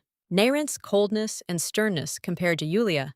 Meanwhile, Chris watches Julia, reflecting on her successes and feeling internal conflict about the task he received from Aisha. He decides to visit her under the pretext of conversation and brings a dagger with him, hiding the true purpose of his visit. Julia greets him calmly and friendly, immediately relieving the tension and breaking his resolve to act. Chris tries to apologize for the past, but she easily forgives him, not attaching any importance to what happened. Realizing her sincerity, he hesitates, but still hands over the dagger, insisting that she accept the gift. Julia initially refuses, sensing something is wrong, but under his insistence, she agrees and takes the blade in her hands. Chris leaves, leaving behind an unsettling impression that does not escape the attentive eye. Nirenta. He notices a dangerous change in him and seems to sense an ominous aura that foreshadows trouble. Realizing that the situation could get out of control, Narant decides to stay alert and observe what is happening. At this time, Julia remains alone, carefully examining the dagger she received, not yet suspecting the hidden threat. There is a noise from behind the door, and Narant enters the room, apologizing for the late visit and getting straight to the point, but his attention is drawn to the blade in Julia's hands. He asks to see the weapon, and, as soon as he takes it, he senses something is wrong, recognizing the dangerous magic hidden in what seems to be an ordinary gift. Julia calmly explains that Chris gave her the dagger as a sign of apology, not attaching much importance to his strange behavior. Nirand is shocked by her reaction, because the smell from the blade is capable of enraging monsters, which means it was a deliberate act. He doesn't understand how she could accept such a dangerous item, but Julia confidently replies that she was aware of the risk. She explains that she couldn't deny Chris's sincerity, assuming he had gone through a lot to get that blade. However, she also hints that she intends to punish him later, showing that she is not as naive as she may seem. Nirand is irritated by her approach and throws the dagger to the floor, not accepting such leniency towards a possible traitor. The conversation turns to tomorrow's training, and he unfolds a map, explaining the structure of the mountainous area. The territory is divided into 3 levels: a safe zone without monsters, an intermediate zone with dangerous paths and rare creatures, and the top, the lair of the monsters. He suggests leaving part of the squad in safer territory without risking lives unnecessarily. Julia insists on participating in the most dangerous zone, believing that real knights do not avoid threats. Nirand hesitates, fearing losses, but she accepts the risk, arguing that everyone's fate is decided in battle. Their conversation is interrupted by a sudden scream from outside, causing both to instantly grab their weapons. They run outside to find the camp surrounded by monsters, as if the entire mountain had come to life and was rushing down. Nirand understands that the cause was the blade, the smell of which attracted creatures from all sides. They stand back to back, repelling attacks and destroying the monsters that fill the space around the camp. Meanwhile, Chris tries to fight off the attackers, not understanding why the monsters still sense his presence. In a panic, he realizes that the scent was transferred to Julia when she touched him, and now the plan is backfiring on him. The battle continues to rage, and the soldiers are barely coping with rescuing the wounded and holding their positions. Chris, barely surviving, returns to camp, hoping to see the consequences of his plan. Instead, however, he finds Julia and Nirand unharmed, resting peacefully among the defeated monsters. His expectations are dashed, and he realizes that everything has gone wrong and turned into a disaster. Julia approaches him and suddenly delivers a powerful blow, depriving him of the opportunity to justify himself. She accuses him of betrayal, pointing out that his actions have put the entire team at risk. Chris notices that many of the fighters are wounded and realizes the scale of the consequences of his actions. Julia is furious, calling him unworthy of the title of knight and not accepting any excuses. She holds the sword to his throat and announces that he is being stripped of his rank of vice captain. At that moment, she takes him into custody, finally identifying him as a criminal in the eyes of the team. After the night battle, the troops move through the forest, restoring order. The Black Lions, Julia's men, and Nirand coordinate their actions, trying to quickly regain control of the situation. Alik reports to Nirand that the dangerous blade has been buried on his orders, and the camp has been moved to a safer location, which significantly reduces the tension. Julia thanks her with a slight smile, diffusing the tension as the others continue to set up positions and assign responsibilities. One of the fighters asks where to place the horses, and Julia confidently directs them to a pre-prepared alley. Having finished organizing, she invites Nirand to go for a walk, wanting to show him a place that has special meaning to her.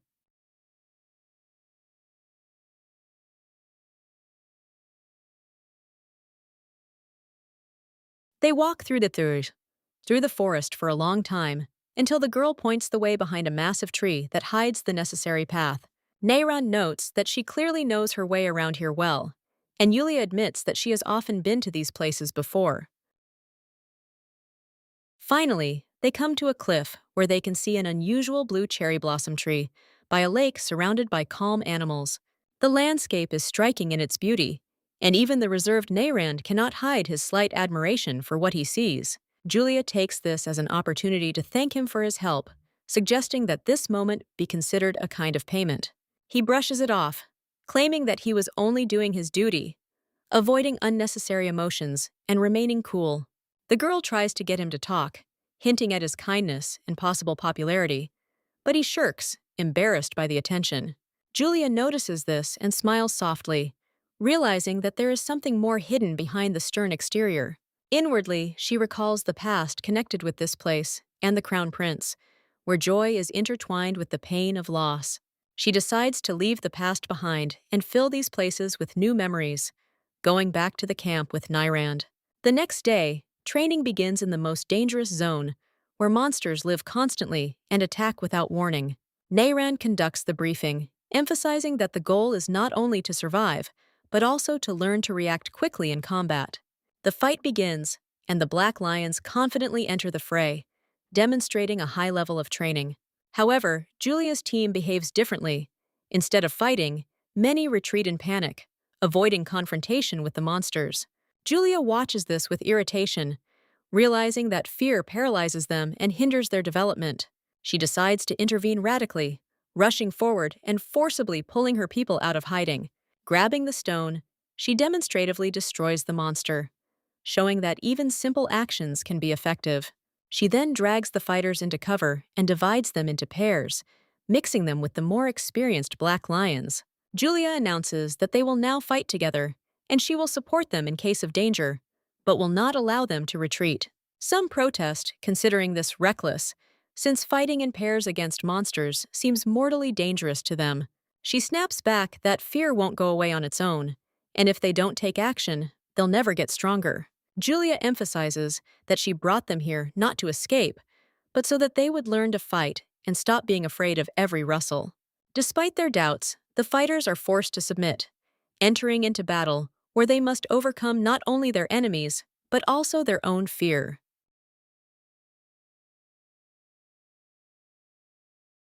The night camp is bathed in the soft light of fires, pots of food are boiling, and at an improvised table, Nyrand and Alik discuss the absence of Yulia's detachment, anxiety evident in every word.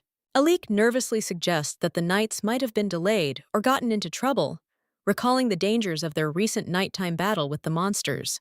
Nyrand calmly recalls yesterday's battle, where the squad stood firm, and sees no reason to panic, continuing to eat calmly. Alec, inspired by what he saw, speaks enthusiastically about the strength of the knights and the blessing of the goddess, almost idealizing their feat. He reasons that even the strongest could fall before such a horde, and wonders if such risks are worth taking at all. Nyrand recalls Julia's words about how knights do not avoid danger, because only through risk and pain can one become stronger. Her determination to choose only the strongest, even if the price is wounds and fatigue, resonates in his thoughts. He assures Alec that the squad will return soon, maintaining outward calm and inner confidence. At this moment, Julia and part of the team appear from the darkness, tired but alive, as if they had emerged from the night itself. Noticing the food, Julia reacts without ceremony, and the atmosphere of the camp instantly comes alive with their return.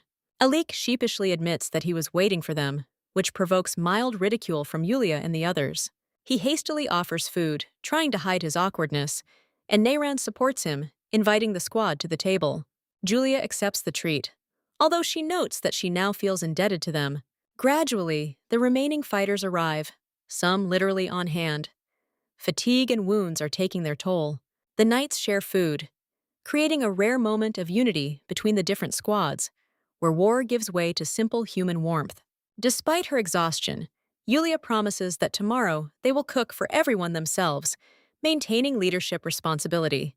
When asked about the sortie, she calmly replies that they were hunting orcs, as if it were something ordinary. It turns out that part of their condition is due to a ridiculous incident. One of the fighters fell into the river, and the others got wet while rescuing him.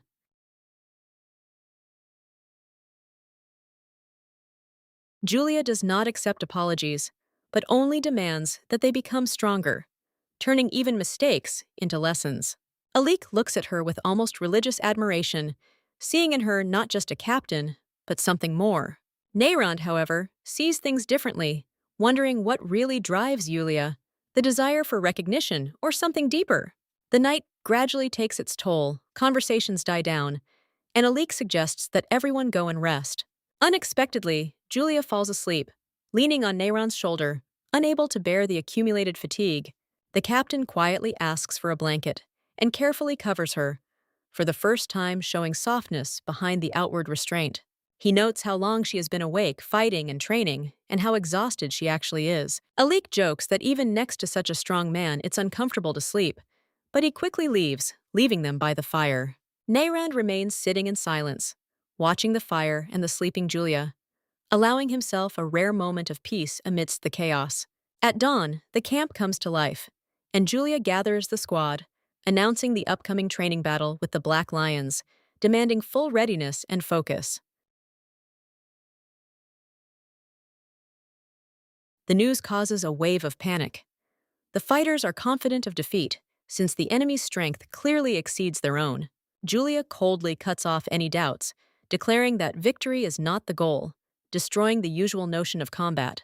She explains that true growth comes through losing to a stronger opponent, turning fear into a learning tool. To fuel her motivation, Julia promises to grant a wish to anyone who even touches the enemy with the tip of her sword. The condition seems achievable, and the squad, inspired, begins to prepare for the fight with renewed passion. Jake is the first to enter the fray, facing a Black Lion fighter whose technique proves swift and overwhelming. He doesn't have time to react to the attacks, loses his balance, and ends up on the ground, but refuses to give up. Rising, Jake attacks again, putting anger and desperation into his blows, trying to prove his resilience. Julia watches the fight, analyzing the changes in his style and noting the increase in determination. Despite his efforts, the enemy breaks his defense, but Jake, taking a risk, maneuvers and touches the target, fulfilling the condition. It turns out that the enemy deliberately exposed a weak spot, demonstrating the difference in level and teaching a lesson.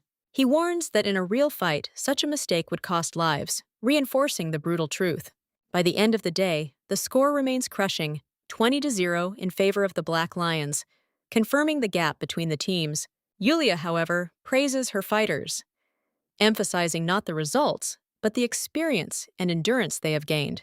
In the evening, she reminds him of the reward and offers Jake to choose a wish, surprising him with recognition of success. The guy is at a loss, not expecting victory in such a situation, and has difficulty finding words, realizing the value of the moment.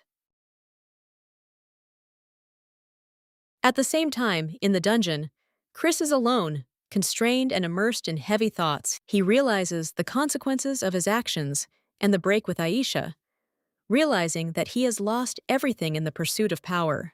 In silence, he faces emptiness. There is no one else to share either regret or bitterness. Jake unexpectedly comes to him, having obtained permission to meet and bringing food as a farewell gesture. He frees Chris from his bonds, showing concern despite what happened, and offers to eat together. Chris initially pushes him away, but then accepts the food, and a tense conversation ensues between them. Jake hopes it was all a mistake, clinging to the image of the mentor he trusted. Chris shatters this illusion by admitting that he acted deliberately, seeking to eliminate the captain for the sake of his career. He admits that his ambitions led to betrayal and hurt those who trusted him. Jake breaks down, demanding an apology from Julia and trying to figure out how to live with this truth. In tears, he faces the collapse of his faith in the man who was his support and example. Chris can only apologize quietly, knowing that no words can mend the broken trust. After a few days at the palace, Julia is finally alone, relaxing in a warm bath after a strenuous period of training. She recalls the past 2 weeks, filled with battles, trials, and a gradual rapprochement with her own team. In a short time, the squad changed noticeably. From confused newcomers, they turned into fighters capable of holding out to the end. She is especially amused by the memory of Nayrand, who once got drunk, and she had to literally carry him in her arms. This moment makes her laugh sincerely, because the usually reserved Nayrand looked completely different then. Julia is pleased to note the progress of the Winter Knights, who are now not retreating in battles with the Black Lions.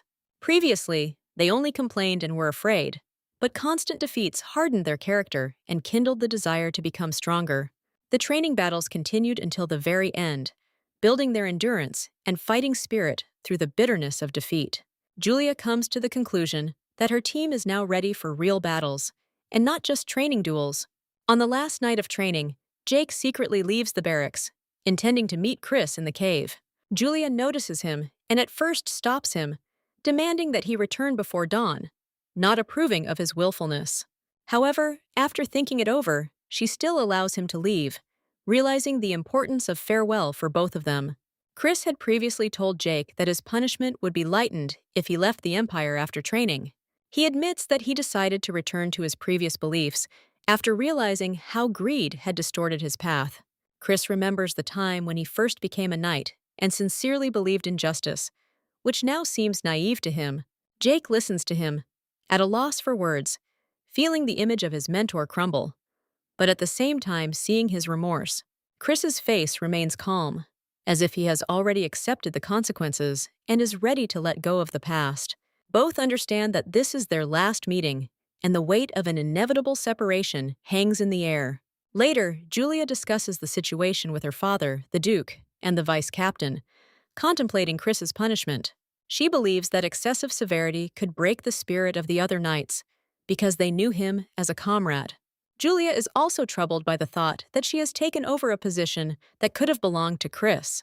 Her father abruptly interrupts her doubts, declaring that the position is not obtained through pity, but through strength and responsibility.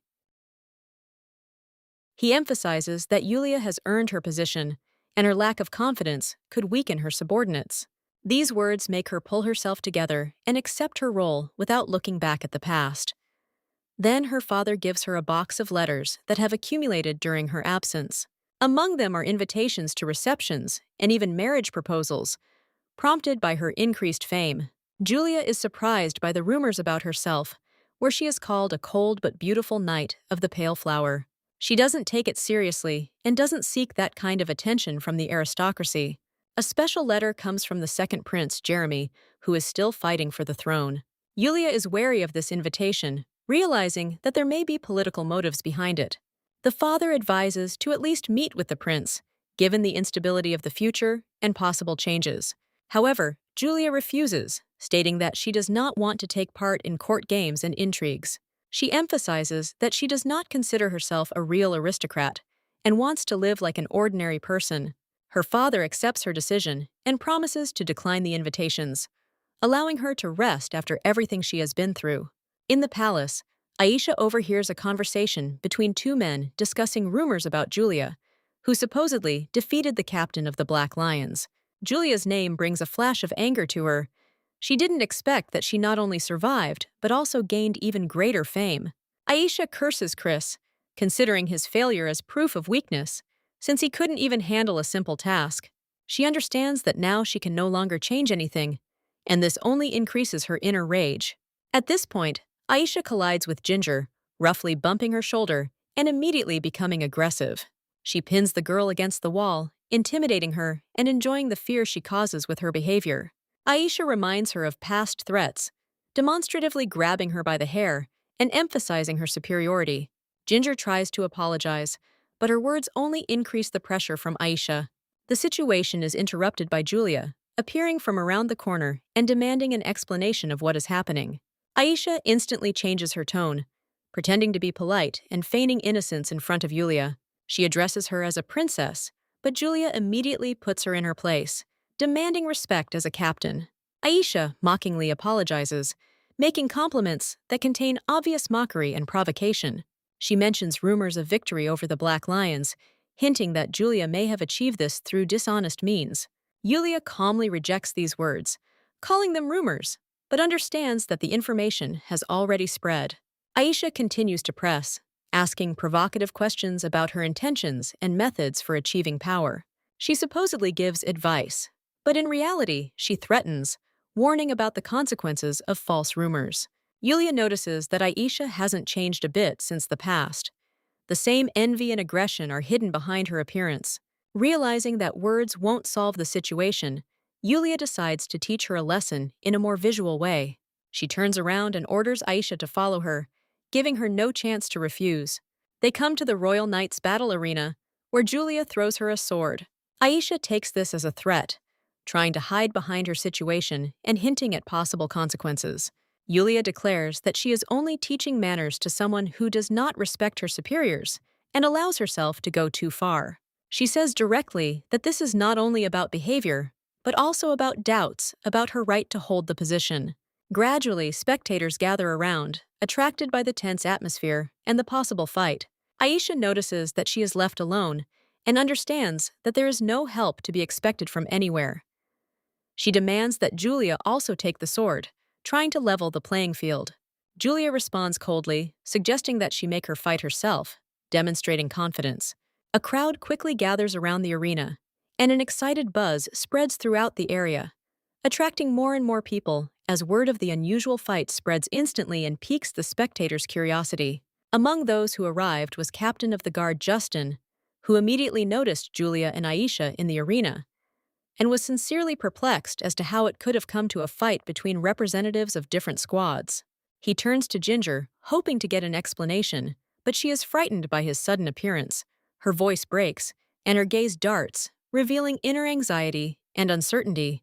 The girl recalls the conversation between Yulia and Aisha that she heard earlier, but fear of the possible consequences paralyzes her because she once already faced punishment for unnecessary words. The internal tension builds to the limit, and her body can't withstand it. She suddenly weakens, falls to her knees, and begins to choke from coughing, frightening those around her. Her comrades rush to her, trying to help. But the true reason for her condition is not physical weakness, but accumulated fears, humiliation, and a feeling of her own helplessness. Painful memories of ridicule, comparisons, and her own failures that had eroded her confidence over the years surface in her mind. Ginger looks up with difficulty, watching the fight and clearly seeing the gap between herself and Julia, realizing for the first time how much power she lacks. Justin supports her, firmly but honestly, advising her not to tolerate humiliation and to learn to defend herself, even if it means responding with force. Meanwhile, in the arena, Aisha, overcome by emotion, goes on the offensive, unleashing a series of quick but poorly thought-out attacks on Yulia. Her blows are full of anger and a desire to humiliate her opponent, but lack technique, and therefore Yulia easily dodges, as if she knows every move in advance. Julia notices that Aisha stubbornly aims for the face, which reveals her impulsiveness and inability to think strategically in combat. With each failed attack, Aisha loses control more and more, her movements becoming abrupt, chaotic, and predictable.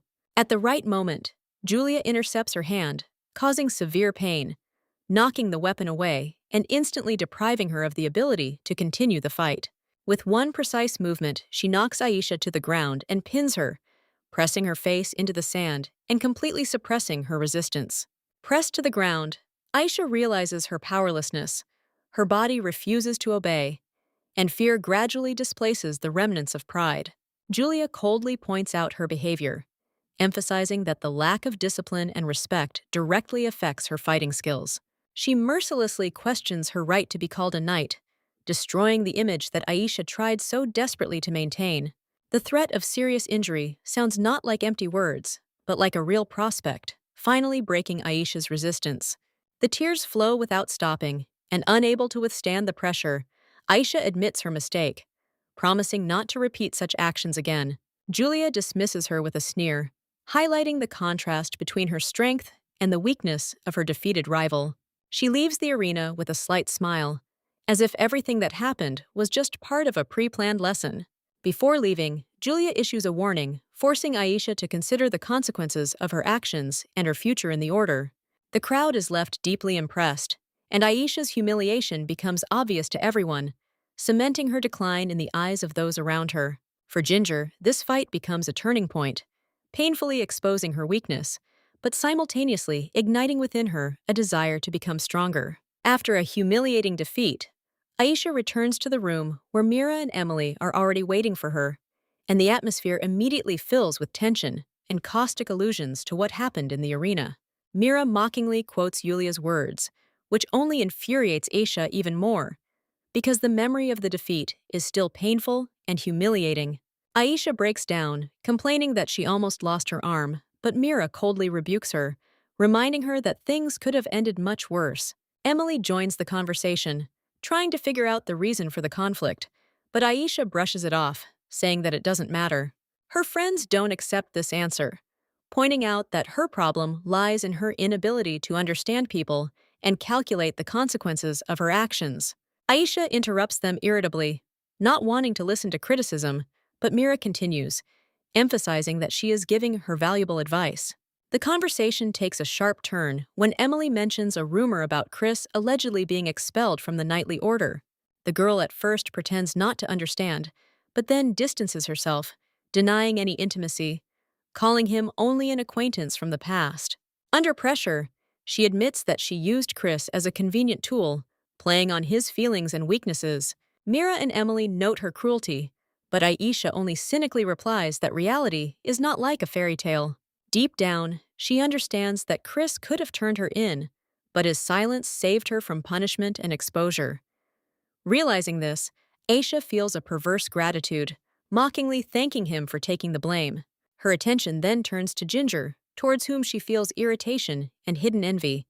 Her friends fuel this feeling by accusing the girl of trying to curry favor with Yulia and gain her favor.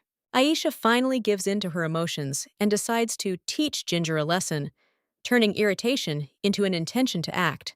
Meanwhile, Julia is walking with Leonard, who is awkwardly trying to start a conversation and make an impression. He tries to joke and hint at a special relationship, but Yulia remains cold and tries to end the conversation as quickly as possible. Citing business, she tries to leave, but Leonard stops her, insisting on an important conversation. He offers to introduce her to worthy knights, hoping to involve her in his plans and earn her trust. Julia politely refuses, not wanting to take part in other people's intrigues, but Leonard becomes more persistent and even grabs her hand. Things start to look awkward when he almost begs her to accept help, losing his dignity. At that moment, Jeremy appears, intervening and with a slight mockery pushing his brother away from Julia. He quickly takes the initiative, demonstrating his charm and inviting Julia to a banquet, trying to win her over. Julia refuses, emphasizing her reluctance to participate in such events, but Jeremy continues the game, offering flowers. Feeling pressured from both sides, Julia looks for a way to leave and spots Nirand, using him as an excuse to escape. She quickly says goodbye to the princes and heads towards him, leaving them in confusion and hidden rivalry. Coming up, she admits that she was simply looking for a way to avoid an awkward situation, not hiding her irritation. Nirand takes the hint and agrees to support her, calmly accepting her offer to eat together. They leave, leaving behind the palace intrigues, while Alik unsuccessfully searches for the captain, not understanding where he disappeared to. Leonard wanders through the garden, accompanied by a servant, trying to understand why Julia is so cold to him, and asks himself an unexpected question about his own attractiveness and value. He seriously asks if he seems so-so, which puts his protege in an awkward position, because he cannot believe that the heir doubts himself. The servant confidently asserts that everyone dreams of such a man, trying to dispel the prince's doubts and restore his confidence. Leonard is inspired for a moment, but immediately returns to the question of why Julia rejects him, finding no logical explanation. He even suggests that the reason may lie in his appearance, arguing that girls supposedly don't like overly beautiful men. His thoughts are interrupted when he notices Shian, and his mood instantly changes, giving way to a hidden irritation. Their meeting is filled with tension, polite words only covering up mutual hostility and wariness. Shian explains that he has come to the palace on the emperor's orders to honor the memory of his mother, Princess Irina. Leona remembers that she was his father's sister and realizes that today is the anniversary of her death. They participate in the ritual by laying flowers, but the atmosphere remains heavy and awkward. Leonard notices how distant Shian is and is disgusted by the way the emperor treats the deceased woman's son. He tries to show concern, promising to talk to his father to spare Shian from these obligatory visits. The guy thanks him, but his reaction seems too harsh and unnatural, which alarms Leonard. Left alone, Leonard reflects on the complex relationship between the blue-haired boy and the emperor, feeling inner discomfort. Meanwhile, Shian, having left the place, thinks with irritation about the emperor's empty words and his reluctance to get involved in palace affairs again. He recalls hints of an offer to lead the knights, but rejects the idea, not wanting to become part of political games. Irritated, he wanders around the yard and accidentally bumps into Julia, which immediately leads to an outburst of emotions. Yulia recognizes him and reacts sharply, grabbing him by the collar, not hiding her pent-up irritation and resentment. Shian tries to laugh it off and calm her down, but her anger only escalates, turning into open accusations. She reproaches him for disappearing, leaving her, and admits that his behavior still makes her angry. Shian justifies herself by citing urgent matters and offers to talk calmly, but Julia refuses, not wanting to smooth over the conflict with words. Instead, she unexpectedly challenges him to a duel, wanting to settle the matter through combat. The guy is surprised but agrees, hoping that the battle will help resolve their misunderstanding.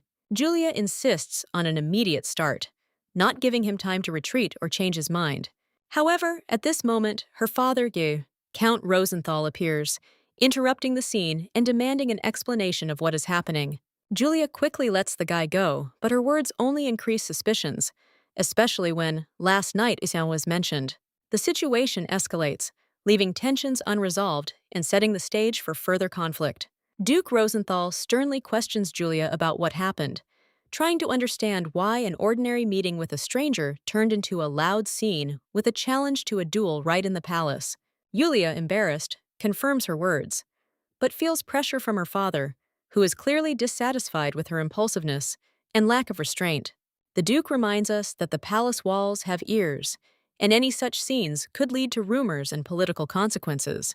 In an attempt to smooth things over, he apologizes to Shian for his daughter's behavior, showing that he values his reputation above his emotions. Shian accepts the apology calmly, but his words about his long-standing acquaintance with the Duke arouse suspicion and interest. The Duke does not recognize him at first, but after the introduction, Xian's name causes him great surprise and recognition. It turns out that Xian is the same student whom the Duke taught fencing many years ago, and who lived in their house. Julia is shocked, because she has no memory of this period, which increases her confusion and bewilderment. The Duke is delighted by the unexpected meeting and invites Xian to stay for dinner, wanting to renew their old connection. Julia tries to remind him about the duel, but Xian cleverly changes the subject, promising to return to it later.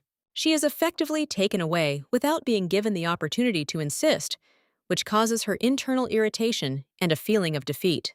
Over dinner, the atmosphere becomes more relaxed, and the conversation turns to reminiscing about the past and Xian's journey. Xian shares that she prefers a free life and travel, avoiding attachment to one place and obligations. The Duke recalls his youth with slight nostalgia, and Julia gradually begins to look at this man differently. Xian's past training, and Julia realizes that much has been happening outside her line of sight.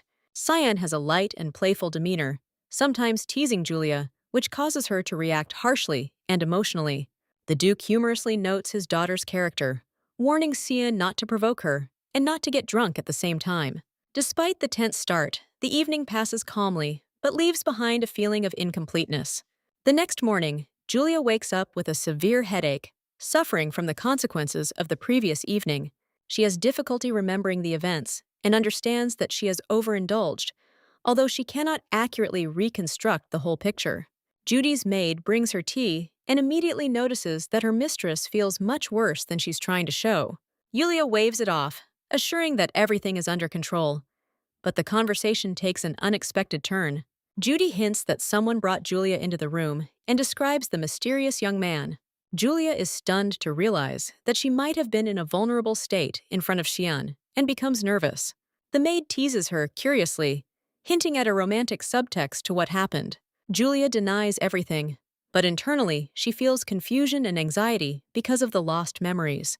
Later, she decides to take a break and goes on business, intending to deal with the order's matters. Along the way, she runs into Ginger, who accidentally falls and begins to apologize in a panic. Julia calmly helps her up, surprised by her shyness and uncertainty. She recognizes a strong knight in the girl, but sees a completely different one in front of her, fragile and intimidated. Ginger is amazed that Julia knows her and looks at her with gratitude and admiration. The girl notices a striking difference between her past image and her current state, realizing that there is something more behind it.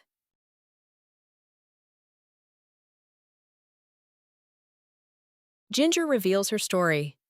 She did not aspire to become a knight, but took on this role for the sake of her father, who wanted to preserve the family's honor, and so she replaced her weak brother. Possessing a natural talent, she quickly mastered fencing and was able to join the order, where she found support in the person of the commander and comrades, gradually getting used to the harsh but stable life. Despite the tough training, she felt like she belonged, because her work brought results, and the team gave her a sense of belonging and security. Everything changes with the appearance of Aisha, who from the very first days begins hidden bullying, not allowing Ginger to understand the true reason for her hostility. It was probably due to envy over Ginger's success, as she had attracted the attention of the command with her results in the ability test. Gradually, the pressure mounts. Aisha manipulates those around her, pulling Ginger's allies over to her side and leaving her isolated. With each passing day, Ginger's social circle narrows, and one day she realizes that she is left completely alone among her former comrades.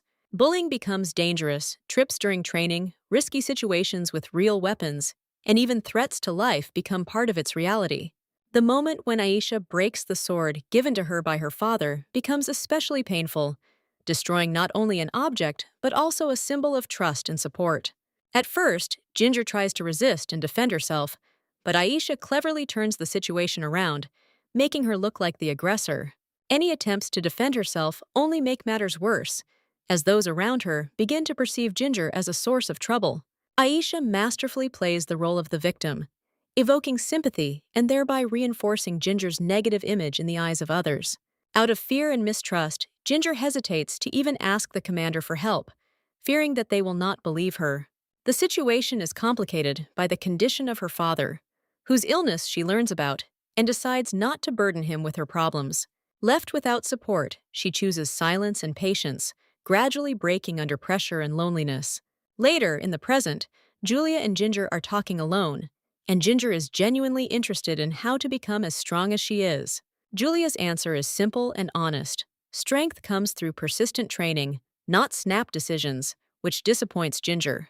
She expected a secret, but is faced with a reality where the path to power is long and requires patience and effort. Yulia notices her condition and gently adds that there is no need to rush, because everyone has their own path and circumstances. Despite the words of support, Ginger leaves with a heavy heart, realizing that her internal problems run much deeper. Julia remains lost in thought, noting the sudden change in the girl's behavior and suspecting that something serious is hidden behind it. She remembers the moment she saw Aisha next to Ginger and begins to connect the events together. Meanwhile, Ginger encounters another knight who accidentally knocks her down, but even at this point, she shows excessive anxiety. Her reaction seems disproportionate to the situation, which further highlights her emotional exhaustion. Left alone, Ginger bursts into tears, allowing herself to let out her pent-up feelings for the first time. She feels that she can no longer rely on others and must cope with everything on her own, even if it destroys her from the inside. In the palace corridors, Julia stumbles upon a noisy group of girls led by Aisha, who openly discuss Ginger, laugh, and shift other people's failures onto her, enjoying their impunity and the humiliation of a weak target. Aisha and her entourage mockingly take credit for their accomplishments while belittling Ginger, calling her useless and dependent, hinting at the captain's patronage, which only increases their irritation and desire to finally push her out of the order. Conversations begin to unravel rumors about Ginger's family. Debts, her brother's illnesses, and a possible loss of status are mentioned, which becomes the basis for further ridicule, turning personal tragedy into a tool of pressure and humiliation. Julia, watching the scene from the sidelines, recognizes a familiar pattern of persecution, the very same one she once experienced herself, and grows cold inside, realizing how deeply rooted this cruelty is among the knights. Unable to bear it, she intervenes, her appearance instantly cutting off the laughter, and the atmosphere changes to tense. The girls freeze, realizing that their behavior is under the captain's watchful eye. Yulia coldly points out the unacceptability of such behavior, especially during service, emphasizing discipline and respect, and makes it clear that such conversations will not go without consequences. Aisha, suppressing her irritation, is forced to bow down and apologize, playing the role of an obedient subordinate. But in her reaction, one can sense hidden hostility and an unwillingness to admit her guilt. Julia emphasizes that if a similar incident occurs again, the case will be referred to Captain Justin, thereby increasing the pressure and making it clear that real punishments will follow. The girls quickly disperse, leaving behind a feeling of dull hostility, and Julia is finally convinced that the situation with Ginger is much more serious than an ordinary conflict. Wasting no time, she heads to Captain Justin to get a more complete picture of what is happening. Sensing that behind the outward calm lies a systemic problem within the hull. In Justin's office, Julia, still irritated by what she saw, pulls herself together and asks directly about Ginger's situation, showing that she does not intend to ignore the situation. Justin, at first not understanding the reason for the interest, gradually opens up and shares his observations, noting that Ginger used to be one of the most talented and brightest recruits in the course. He recalls how she easily overcame challenges, received high grades, and earned the sympathy of those around her thanks to her open nature and sincerity, which made her noticeable among others. However, over time, her behavior changed dramatically. She became withdrawn, anxious, and began avoiding training and skipping checkups, citing illnesses, which was out of character for her previous image. Justin admits that at first he looked for mystical or absurd explanations, not understanding the true reason for the changes, but soon realized that it was not a matter of fantasy, but of a real conflict within the team. He notices that there is tension among the knights, but no one gives direct answers, as if there is an unspoken conspiracy of silence that does not allow the truth to be revealed. Justin himself tried to talk to Ginger, but she avoids a frank conversation, which makes him feel powerless and doubt his own leadership qualities. Julia, listening to the story, quickly puts together a picture. Ginger's behavior is too similar to the state of a victim of systematic bullying, hidden under the external order and discipline. She recalls her own experience and understands that such situations rarely resolve themselves, and silence only increases the pressure on the victim, destroying them from within. Julia suggests that Ginger has reasons to distrust even the commander. Perhaps fear or past attempts that failed have made her withdraw even more. She decides to personally sort out what is happening and talk to Ginger again, but this time with an understanding of the depth of the problem and the need to act carefully so as not to aggravate the situation. Justin, despite his doubts, expresses hope that Julia will be able to achieve what he failed to do and asks to keep him informed, showing genuine concern for the fate of his subordinate. Left alone, he realizes his own helplessness as a commander, feeling guilty for failing to protect Ginger and missing the moment when the situation got out of control. Meanwhile, Ginger, completely alone, mentally brings herself to the edge. Constant failures, pressure, and the fear of being expelled from the guard deprive her of her last support. She understands that she only has a few attempts left to stay in the course, and if everything goes the same, she will face not only a loss of status, but also disappointment from her family, which will finally break her spirit. Yulia calls her father into the office, trying to remain calm, but inside, she already feels the tension, anticipating a conversation that will clearly not be limited to formalities and will touch on something more serious. The Duke, without further ado, announces that the Emperor wishes to appoint Shian vice captain of the Earth Knights, and it is Julia who must make this decision, since it concerns her order. Julia reacts sharply, not hiding her displeasure. She already knows Shian's character and doubts that he will agree or is even capable of fulfilling duties that require discipline and responsibility. Her father stops her and begins to reveal Shian's past, reminding her that he is the son of Princess Irina, a woman with a strong character who was truly loved by the people. The princess died protecting her child, and after her death, society suddenly turned against Shian himself, turning him into a convenient target for other people's accusations. The child, who lost his mother and found himself in the center of hatred, was forced to leave the palace, unable to withstand the pressure, and from then on began to avoid attachments and trust in people.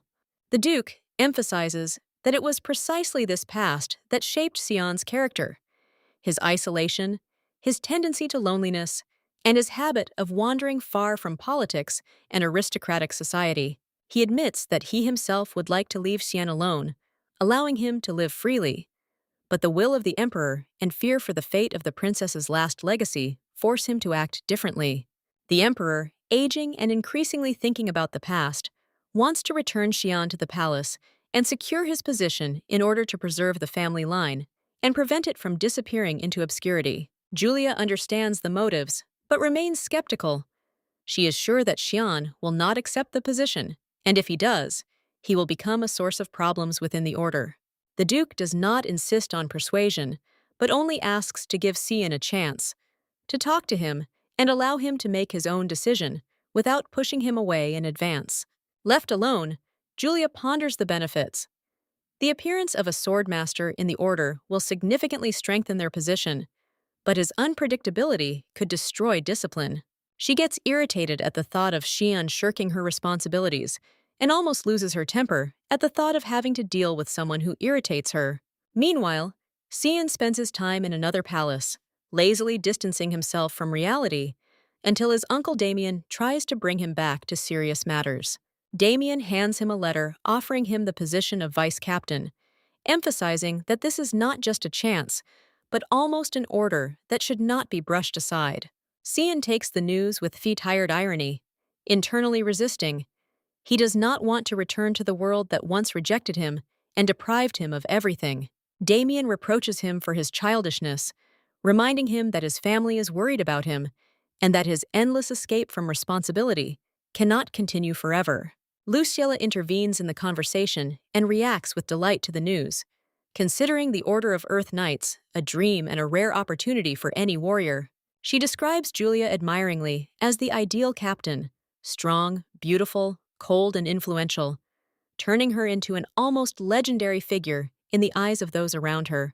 Cian, hearing this, only becomes more irritated, remembering their recent clashes and Julia's cold gaze, which left an unpleasant aftertaste on him. He understands that if he agrees, he will have to work under her command, which only strengthens his internal resistance and desire to refuse. Luciella doesn't let up, continuing to convince him that such a chance comes once in a lifetime, and that to refuse would mean missing out on the opportunity to change his destiny. Cian, on the other hand, is increasingly sinking into apathy, preferring a simple and quiet life away from intrigue, even if it seems meaningless to those around her. In an attempt to deflect pressure, he joke-kicks and shifts the conversation to trivial matters, demonstrating a habitual defensive reaction, hiding serious emotions behind frivolous behavior. However, behind this lies an internal conflict between the desire for freedom and the inability to finally sever the connection with the past, which continues to catch up with him. Julia finds the red-haired girl alone near the palace. She flinches, as if caught in something painful, and immediately assumes a formal stance in front of the captain. The Duchess gently steers the conversation back to the previous issue of power, noting the unnatural haste. The words sound not like an order, but a cautious attempt to get to the bottom of it. The girl mumbles an excuse, hiding her real pain. She needs to become strong to stop suffering, but the fear of exposure makes her lie even now. Julia notices the wound and tension, catching inconsistencies. In a calm tone, she suggests that the truth is safer than silence and will not be revealed without her consent. Words of help knock the ground out from under the victim's feet. For the victim, confession is tantamount to weakness, and she desperately looks for a way to escape the conversation. The knight tries to lie, but stumbles. An internal conflict tears her apart. The desire to trust clashes with the habit of enduring alone. The captain takes her hand, removing the distance between their statuses. There is no pressure in this gesture, only a sincere intention to protect and support. Suppressed emotions break out. The girl suddenly cries, losing control, and for the first time allows herself to show vulnerability next to another person. After a surge of feelings, she immediately pulls away, apologizing out of habit. This is an automatic defense developed by constant pressure and fear of condemnation. Yulia gently cuts off the apology, explaining that it's not her fault. This breaks the usual pattern where she is always the one on the receiving end and is forced to justify herself. Gradually, the conversation reveals the truth. The story of the bullying is revealed, and it becomes clear that it all began with Aisha's jealousy after her success in grades. The redhead confirms the guess. It was at that moment that the chain of bullying began, which deprived her of support and confidence. The Duchess concludes that her rival is only compensating for her own weakness with aggression, and there is a cold understanding of the situation in her voice. The girl is surprised how the captain understood everything. The answer turns out to be simple and painful. Yulia had a similar experience of loneliness and struggle. She shares a personal story.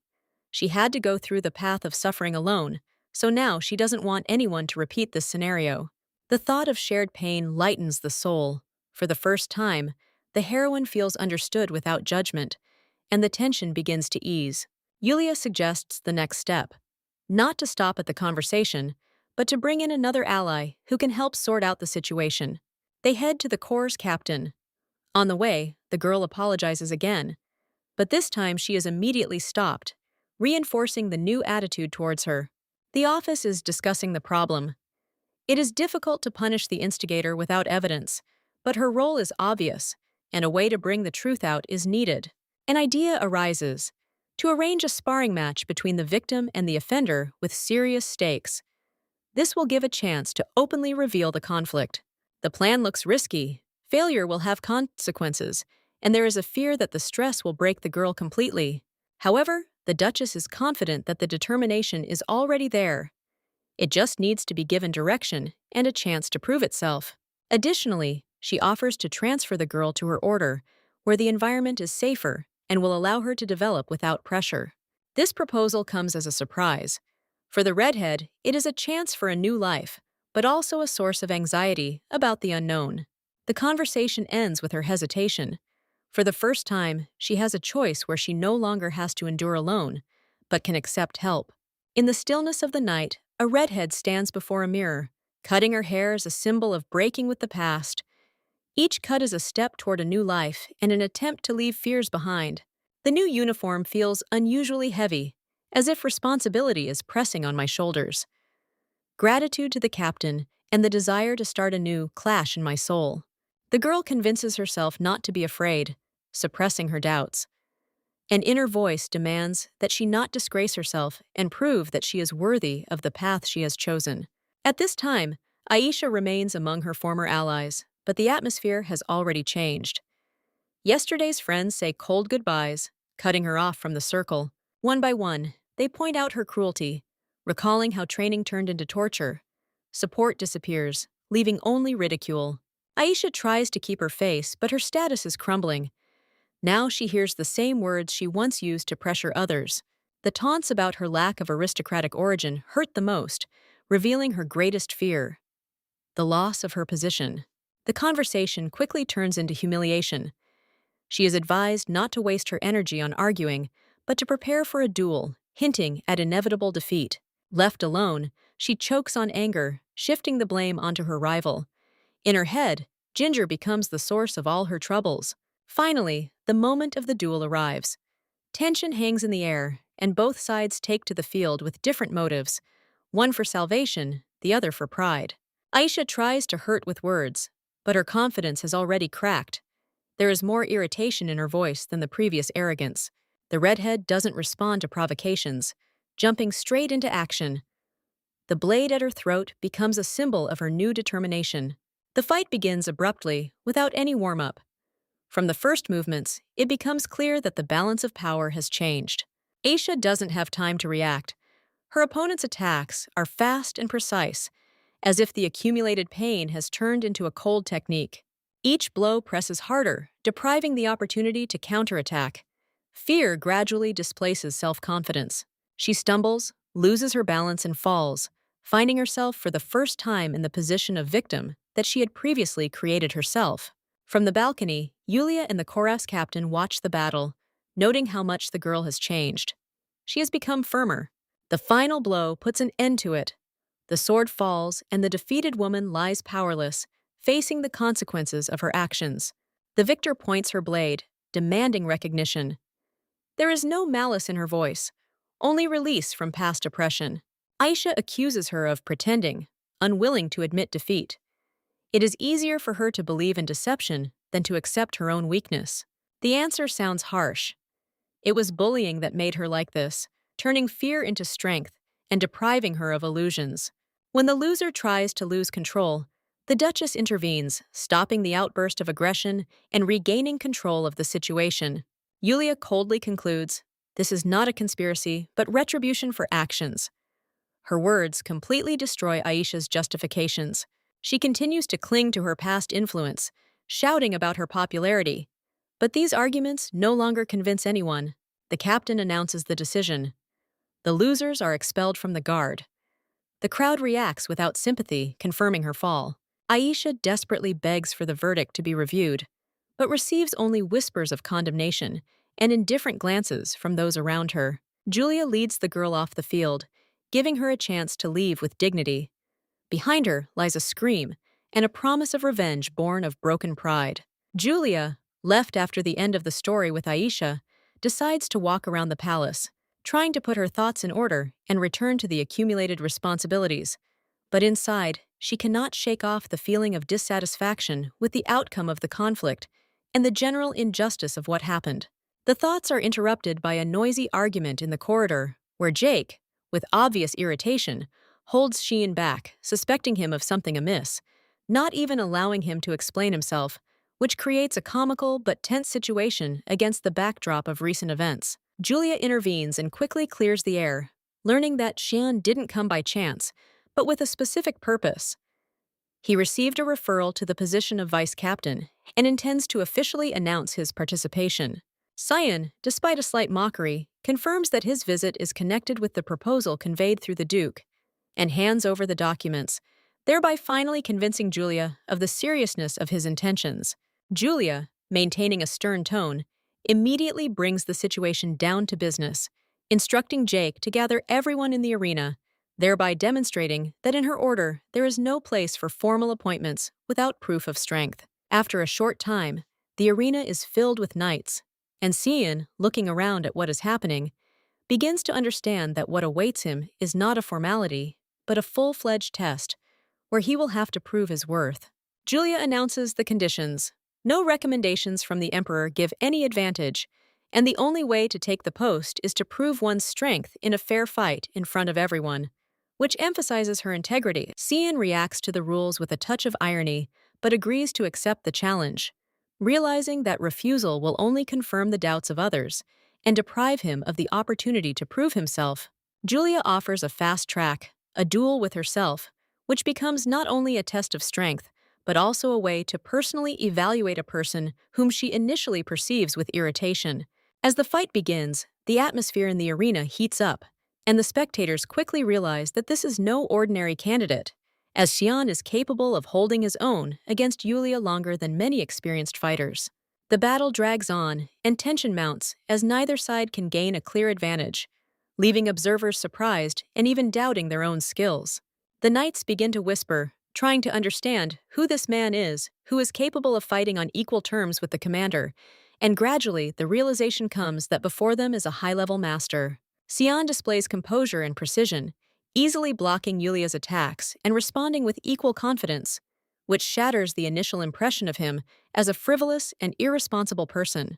Julia, in turn, increases the pressure, testing the limits of his capabilities, and although outwardly she maintains control, internally she begins to recognize his strength and potential. At one point, Shian seizes the initiative, deftly stopping the attack, Ashik, and pointing his sword at Julia, thereby demonstrating that he is capable of not only defending himself but also dictating the course of the battle. He suggests ending the fight, hinting at fatigue, but Julia perceives this as an attempt to evade and, irritated, continues the fight with even greater determination. For her, this fight becomes not just a test, but a way to release pent-up tension, which is why her attacks become sharper and more emotional. Shian, noticing this, reacts with a slight mockery, which irritates Julia even more, but at the same time does not throw him off balance. On the contrary, it emphasizes his confidence. After the duel is over, Julia addresses the assembled crowd, asking them to express their opinions on the candidate, thereby demonstrating that the decision is not made alone. Shian's strength and did not object to his appointment, finally securing his position in the eyes of the order. Julia officially announces that from now on he will become vice captain, despite internal irritation, admitting that his skills meet the requirements. Shian reacts with surprise and even a little delight, as if he didn't quite believe that everything would end this way, maintaining his relaxed demeanor.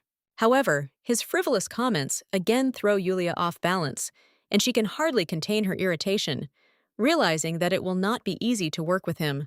He continues to joke, as if testing the limits of her patience, which creates a tense but lively dynamic between them, in which the future conflict is already felt.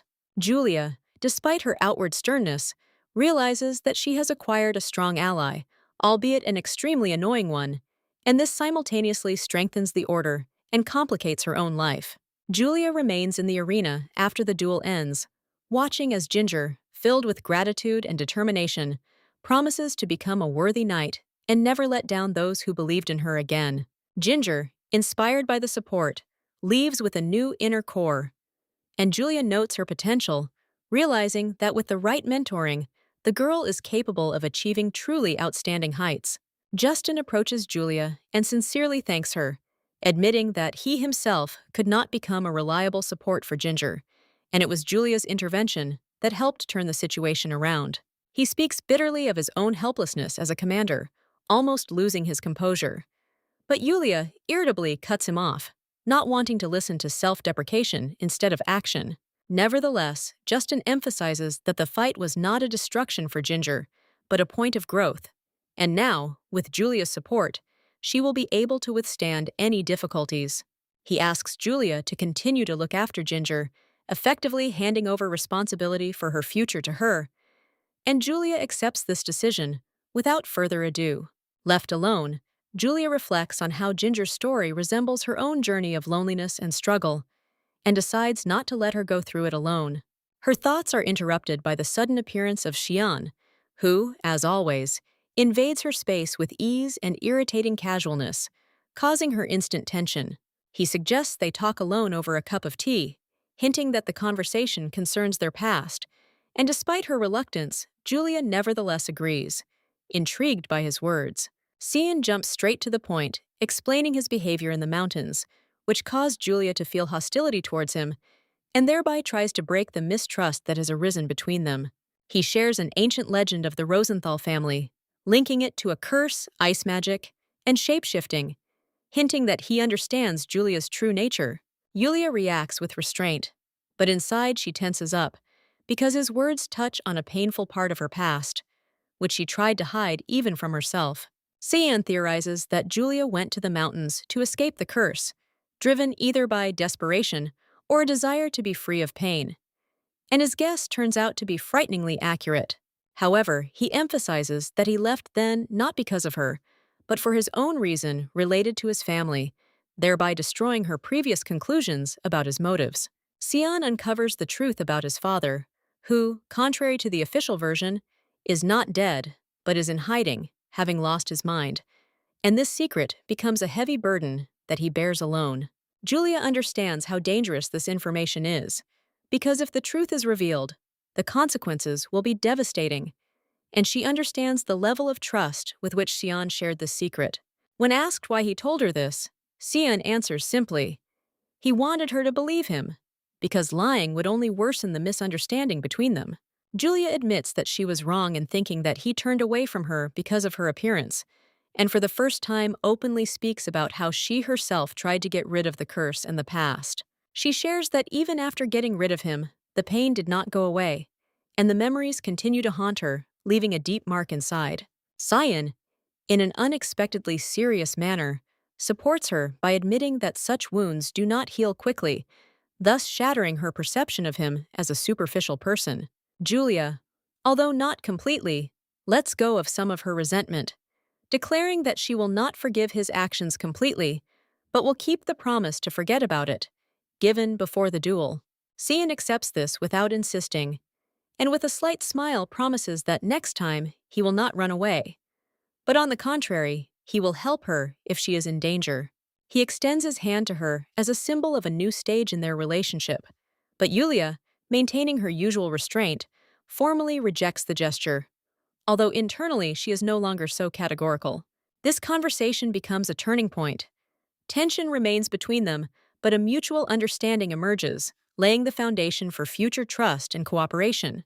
Discontent flares up in the palace. Leonard is furious to learn that Shian has taken the post of vice captain of the Earth Knights and cannot understand why Julia rejected all his candidates for this, in his opinion, unsuitable person. The prince's irritation intensifies when he realizes that Julia is acting against his will, and that Shian has somehow managed to earn her trust, which hurts his pride and causes hidden jealousy. Advisor Luca, observing Leonard's reaction, suggests a radical move, marrying Julia, thereby consolidating his influence. But the prince rejects the idea, considering it an extreme measure. Despite the refusal, The thought remains, because Julia really does have status, power, and influence, which makes her an ideal match for the future emperor. Leonard, although he brushes it off, deep down begins to doubt whether Julia will reject him, which becomes a particularly painful question for him.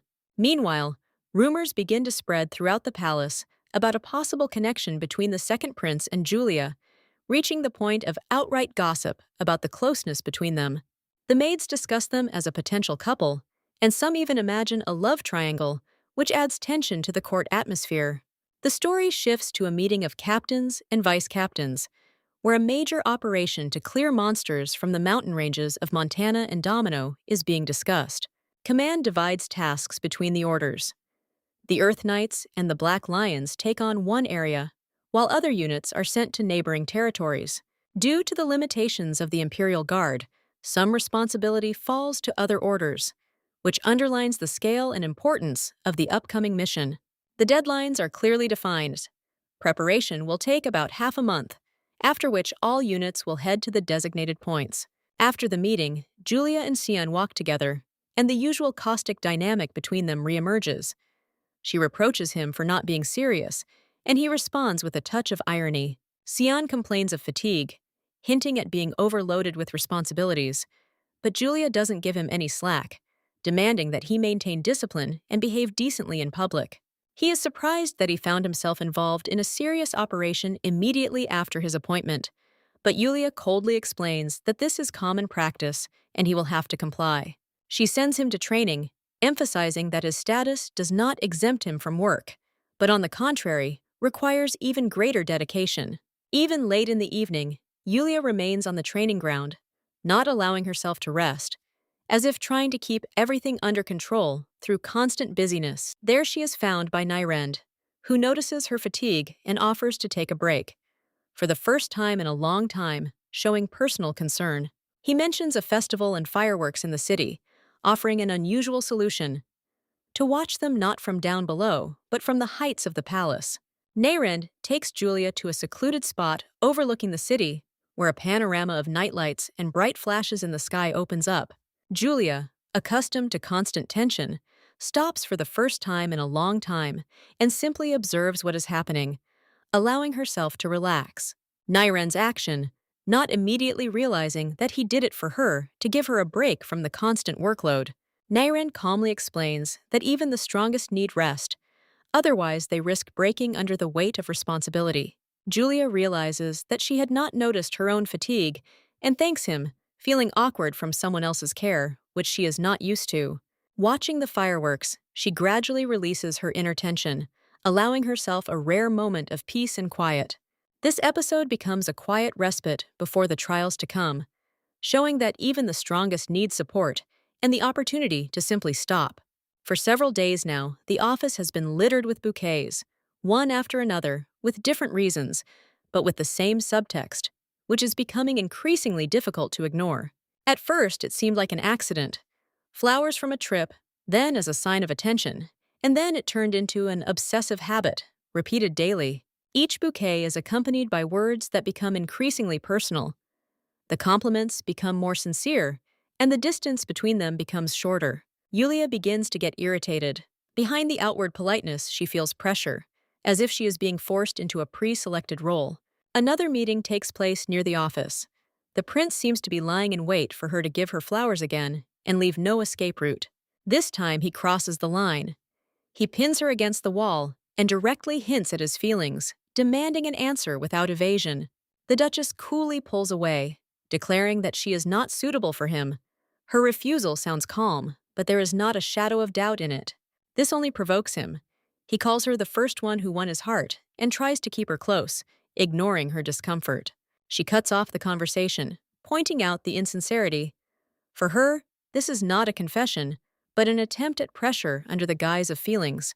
The prince takes the refusal as a challenge, not a final decision. His gaze takes on a look of excitement, as if it were a game he intends to win. Yulia leaves without looking back, but understands that this is not the end, but only the beginning of a more complex situation. Meanwhile, rumors are spreading throughout the palace. Talk of a connection between the captain and the prince is reaching various circles. In Nyarent's office, the discussion sounds almost like a fait accompli, subordinates whisper, embellishing the details. He pretends not to pay attention, but his inner tension betrays him. The topic affects him more than he is willing to admit. Left alone, the man tries to convince himself that other people's feelings don't concern him, but his thoughts still return to her. He goes into the garden, hoping to calm down, but inside there remains a strange uneasiness that defies logic. Julia, leaving the palace, runs into Shian and immediately feels the tension in his gaze. He has already heard rumors. He asks the question directly, without hints, demanding an explanation. His tone is a mixture of irritation and hidden interest. The girl vehemently denies everything, considering the conversation pointless. For her, it is absurd and not even worth discussing. Shian reacts unexpectedly violently, as if he has the right to interfere. He speaks like an older brother, although it sounds strange and ridiculous. This infuriates her even more. She doesn't understand why she has to justify herself to him for someone else's fabrications. When he is convinced that the rumors are false, his mood instantly changes. Tension gives way to relief. However, he warns that such talk will not go away on its own, especially if it is fueled by the prince himself. Yulia admits that this worries her. Even after she has freed herself from the past burden, they are trying to drag her into someone else's game again. The conversation is interrupted by an unexpected gesture. Shian takes the bouquet given to her by the prince and without hesitation destroys it with magic. This causes a burst of indignation, but he just waves it off and leads her away, as if this is how the problem is solved. From his point of view, everything is simple. Remove the source of irritation and redirect attention. But for her, this only adds chaos. Meanwhile, the prince himself learns that the rumors have spread even more widely. Instead of worrying, this brings a satisfied smile to his face. He deliberately allows the situation to develop, realizing that the pressure of the environment can play into his hands. There is a calculation in his words. The more confused the situation becomes, the easier it will be to achieve the desired result. A short rest along the road turns into a short respite. The captain stops the detachment, orders the horses to be watered, and gives the men time to catch their breath after an exhausting journey through the wildlands. The girl calls over one of the fighters, checking on his condition, because the long journey on horseback turned out to be a difficult test even for the hardy knights. The guy sheepishly admits that he is not used to staying in the saddle for so long, causing laughter from his comrades and slight irritation in himself. She calmly encourages him, promising a quick stop, and reminds him that a much more serious test than the road awaits them ahead. The captain announces the plan. They will move on in 20 minutes and spend the night in the nearest village before going hunting. By evening, the detachment reaches the settlement, where the tension subsides, giving way to fatigue and rare moments of calm. At the table, the fighters gather together, and the atmosphere becomes more lively. Conversations, jokes, and teasing gradually restore their strength. One of the knights jokingly calls her saint, hinting at respect and admiration, which causes a mixed reaction from those around her. Another soldier reacts jealously to such words, while the commander herself prefers to ignore the conversation, focusing on food. One of the men's attention lingers on her longer than usual, which does not escape her gaze and prompts a short question. He awkwardly justifies himself by offering her his portion, noticing how little she has eaten during the day's journey. The woman is surprised at first, but accepts the concern, although the others immediately begin to exchange glances and joke about the situation. Jokes quickly escalate into awkward tension. Innuendos become too direct, and the atmosphere at the table begins to heat up. The Duchess abruptly interrupts the squabble, slamming the table and demanding an end to pointless squabbles before the big day. She reminds us that there is a difficult mission ahead, and that strength should be saved not for arguments, but for the upcoming battle. Later, back at camp, the soldiers discuss why they were sent so far from the capital and why the operation is taking place here. They are told that such raids are common practice. Knights protect roads and provinces where there are not enough forces to control them. The conversation gradually becomes more serious, with topics about inequality, survival, and how rarely help reaches ordinary people emerging. One of the guys, tired of past experiences, admits that they received almost no help before, but now everything can change. He remembers the training and believes that under the guidance of their commander, they can become true knights. Others pick up on his spirit, becoming inspired and even competing with each other in confidence before the upcoming fights. After a night's rest, the squad sets out again, preparing for the next stage of the operation.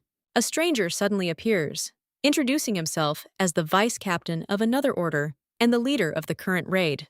He takes on the role of a guide and says that he wants to show something important: the strange behavior of the orcs in the nearby forest. The captain becomes wary, sensing that the situation is far more serious than a simple hunt, and agrees to follow him, preparing for new discoveries. Julia, along with her squad, Shian, Nayrand, Alik, and guide Neo, moves to the location where orc activity has been detected to personally assess the threat before the operation begins. Neo stops the group and creates a magical barrier, concealing their presence. He acts confidently, emphasizing that his order specializes in stealth and reconnaissance. Cyan is surprised by the guide's skills, as he doesn't look like a classic mage, but he quickly realizes that he is an experienced fighter with unconventional abilities. Hiding in the shadows, they observe the orc camp and notice something strange. The creatures are not just numerous, they are organized and even build primitive dwellings. Alik is the first to notice the discrepancy. There are significantly more orcs here than usual, and their behavior is too harmonious for a wild tribe. Naren notices a shaman among them, an extremely rare occurrence. Such creatures usually hide in the depths of the forest, not venturing into open spaces. Neo explains that shamans empower their fellow humans, but are not particularly intelligent themselves, making what is happening even more disturbing. Yulia analyzes the situation and comes to the conclusion that the enemy numbers are several times greater than normal, and their location seems to have been specifically chosen to prevent sabotage. The camp is positioned in such a way that it is impossible to set up an ambush or bomb without being noticed. This looks like a well-thought-out defensive strategy. The scouts come to a consensus. The situation requires careful preparation, and it is better to postpone the attack until the morning in order to act in the most coordinated manner. Returning to the village, the squad discusses the results of their observations and plans a future attack, taking into account the unusual behavior of the monsters. Neo reports that several similar camps have already been discovered in the region, and the enemy numbers are increasing closer to the mountains. Of particular concern is the fact that at night the orcs become more aggressive and lose control, so the operation must be completed before sunset. Naren suggests dividing the forces into 3 groups to quickly clear the area and prevent the enemy from regrouping. Cian reacts skeptically. He doesn't like the idea of working in a team. He's used to acting alone and doesn't trust his partners. The Duchess firmly cuts off his doubts, reminding him that strong fighters have gathered here. And this is a chance not only to survive, but also to prove himself as a leader. She presses his ambitions, talking about rewards, recognition, and the moral satisfaction that comes from defeating a difficult opponent. The guy gives in, albeit reluctantly, taking responsibility for the team, and for the first time thinking about the role of not a loner, but a leader. Neo assures that he will provide support, intelligence, defensive barriers, and coordination, remaining in the shadows and helping where needed. Yulia thanks him, understanding how important such unnoticed but crucial assistance is in a complex operation. Nayrand observes his subordinates and notes their growth. After training, they have become more confident and stronger, ready for a real fight. Alik, as usual, jokes, noticing changes in the commander's behavior, but his words cause tension and discontent among the others. Meanwhile, at night, an unknown figure enters the palace, destroys the magical seal, and releases an eagle, sending it with a mysterious message. At the same time, the second prince spends time with the maid, hiding behind light flirtation, his cold calculation, and desire to strengthen his position in the struggle for the throne. His thoughts are on power, intrigue, and a plan to use his alliance with the knight captain to gain an advantage over his older brother.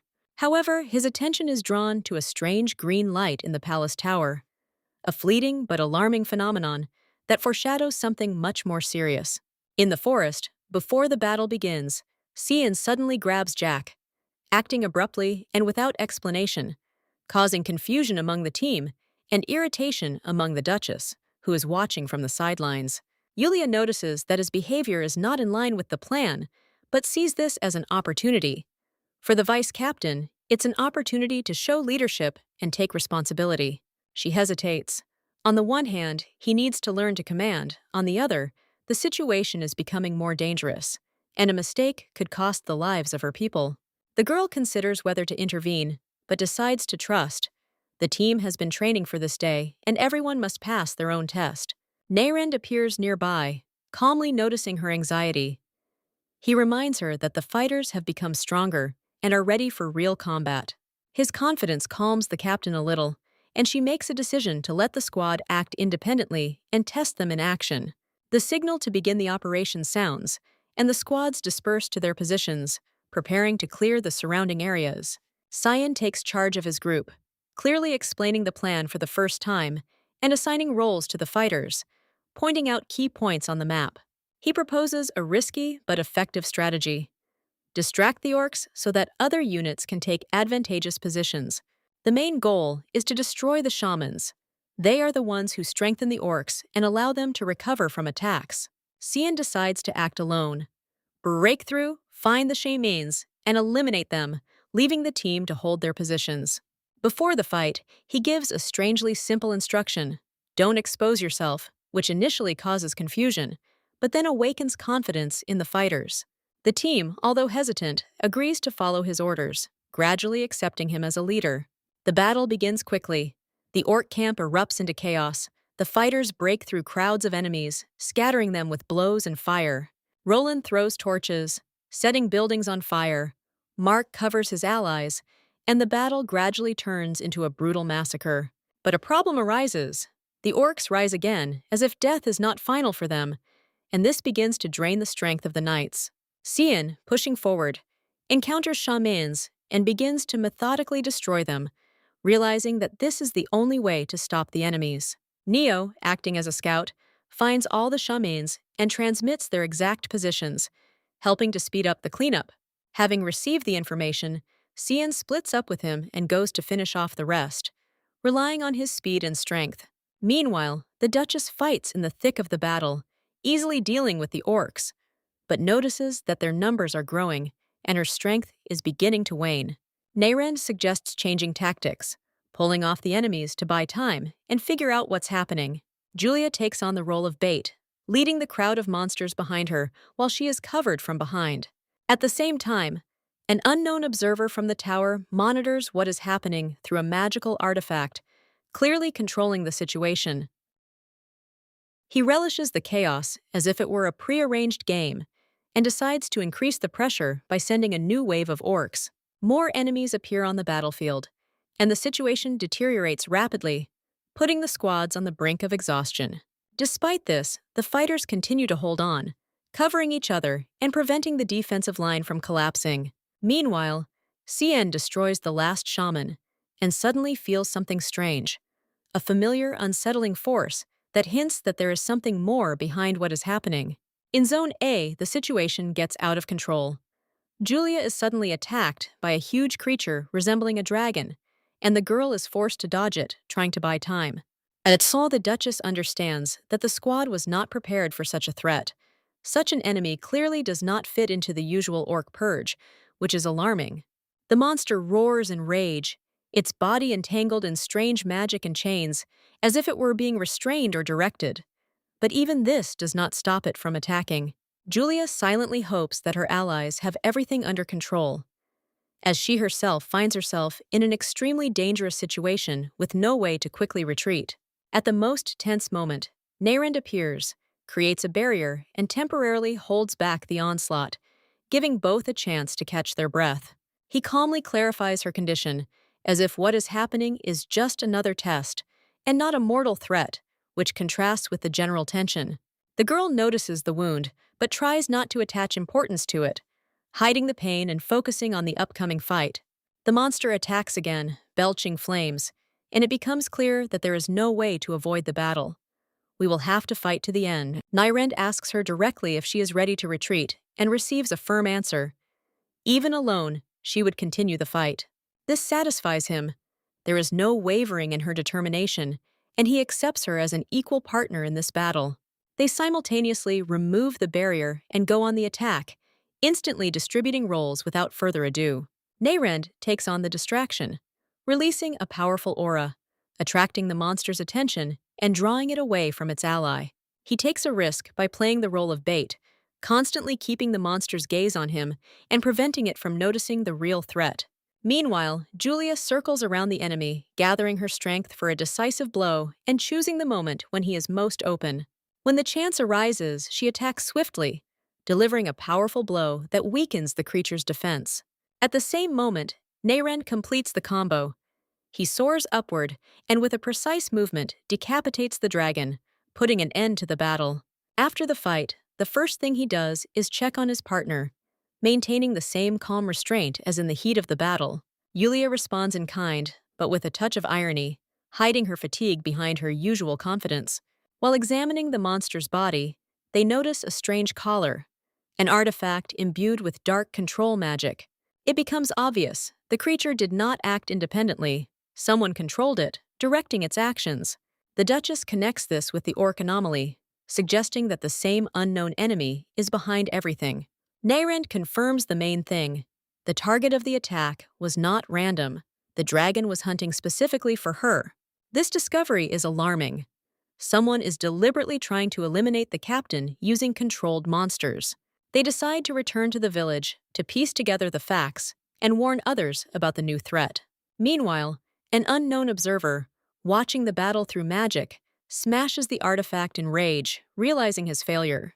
He realizes that Neyrend's presence near Julia is interfering with his plans and begins to view him as a serious obstacle. Julia and her companion return to camp after a tough battle, covered in blood and dust, which immediately causes alarm among the knights who meet them. The vice captain runs up first, excitedly examining the commander and bombarding her with questions about what happened in the battle zone. The girl calmly explains that they were attacked by a dragon that appeared suddenly, as if it had fallen from a cliff, and the situation was extremely dangerous.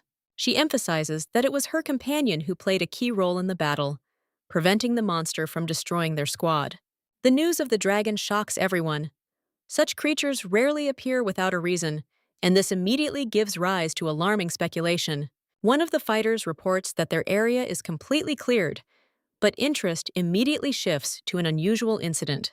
The short answer that the dragon has been destroyed evokes a mixture of admiration and disbelief among those present. When it becomes known that black magic was used on the beast, the tension only increases. This is no longer an accident, but someone's will. Some doubt that such a thing is even possible, but they are sharply rebuffed, hinting at the seriousness of the situation. The commander orders hot water and rest areas to be prepared for the detachment, understanding that the men need to recover after the battle. Left alone, the girl plunges into a hot bath, allowing herself for the first time that day to relax and think about what happened. She suddenly realizes that her companion is not as cold as he seemed before, but on the contrary, attentive and reliable. Meanwhile, the vice captain carefully brings her clean clothes, showing respect and a little awkwardness. Later, when she comes out to the others, the fighters greet her with delight, admiring his strength and results in battle. As she goes down, the girl notices the bustle in the village and learns about the ongoing harvest festival. The locals warmly invite the knights to join, promising fun and generous refreshments. At first, she doesn't want to go, remembering how hard she finds it to endure noisy crowds, but she still thinks about a change of scenery. Her interlocutor gently encourages her to step out and take a break, reminding her that such moments are rare and valuable. Eventually, she gives in and goes out into the village, where she is greeted by lights, music, and the genuine joy of ordinary people. Watching this the Duchess feels a strange warmth and understands how different this world is from the cold walls of the palace. Among the crowd, she unexpectedly meets her friend, who also found himself drawn into the celebration against his will. They are both literally dragged into the center of events, not giving them the opportunity to refuse to participate in the dance. Once they are paired, they awkwardly but calmly continue their conversation, hiding their inner embarrassment behind an outward calm. He asks a direct question about her feelings for the prince, voicing rumors that have already spread throughout the palace. The girl easily refutes them, explaining that this is just a misunderstanding, and there is nothing like that between them. In conclusion, She adds that she values sincerity and directness, making it clear which people are truly close to her. After the dance in the village, the awkwardness lingers. The man turns his question over in his head and regrets that he ever brought up feelings. But the girl suddenly admits that she likes people like him, which confuses him and causes a strange relief. Realizing the ambiguity of her words, she quickly clarifies that she meant strength and character, not romantic interest. She deftly changes the subject, returning again to the topic of rumors about the prince, as if trying to hide her own embarrassment. The next morning, the man still can't get rid of thoughts about what was said, feeling inner confusion. His subordinate notices the change in mood and tries to find out the reason, but is met with a cold dismissal. Instead of explaining, he cuts off the conversation with an order to get to work on the reports, clearly avoiding unnecessary questions. Meanwhile, at the palace, the second prince meets with the queen mother over a cup of tea. She hands him a box containing a rare love potion created by a talented but dubious alchemist. The woman insists the time has come to act decisively and win the Duchess over to their side at any cost. She reveals a plan to use her family's influence as a political shield in the fight for the throne against the heir. The prince is hesitant at first, but eventually agrees, realizing that the stakes are too high to hesitate. At the same time, in her office, the girl is faced with a new wave of rumors about a possible proposal from the prince. Thoughts about this make her irritated and tired. Even her new life has not freed her from the pressure of society. She can't help but wonder if one particular person will believe these rumors, and she herself is frightened by her own thoughts. The vice captain bursts into the office without warning, disrupting her privacy and causing irritation. He notices her condition and, with his usual ease, suggests a strange solution: to get a real lover. His words sound like a joke, but there is a grain of seriousness in them, as it could distract attention from the prince. He even proposes his own candidacy, clearly enjoying the reaction and his provocation. The girl reacts to this with outright disgust and quickly puts an end to his attempts, pushing him out of the office. He continues to insist, hiding behind formality, but in response receives only a harsh refusal. Left alone, she irritably thinks over what was said, but her thoughts suddenly cling to the idea of a fictitious relationship. Options flash through her mind, including those she could trust, but one of them is particularly disconcerting.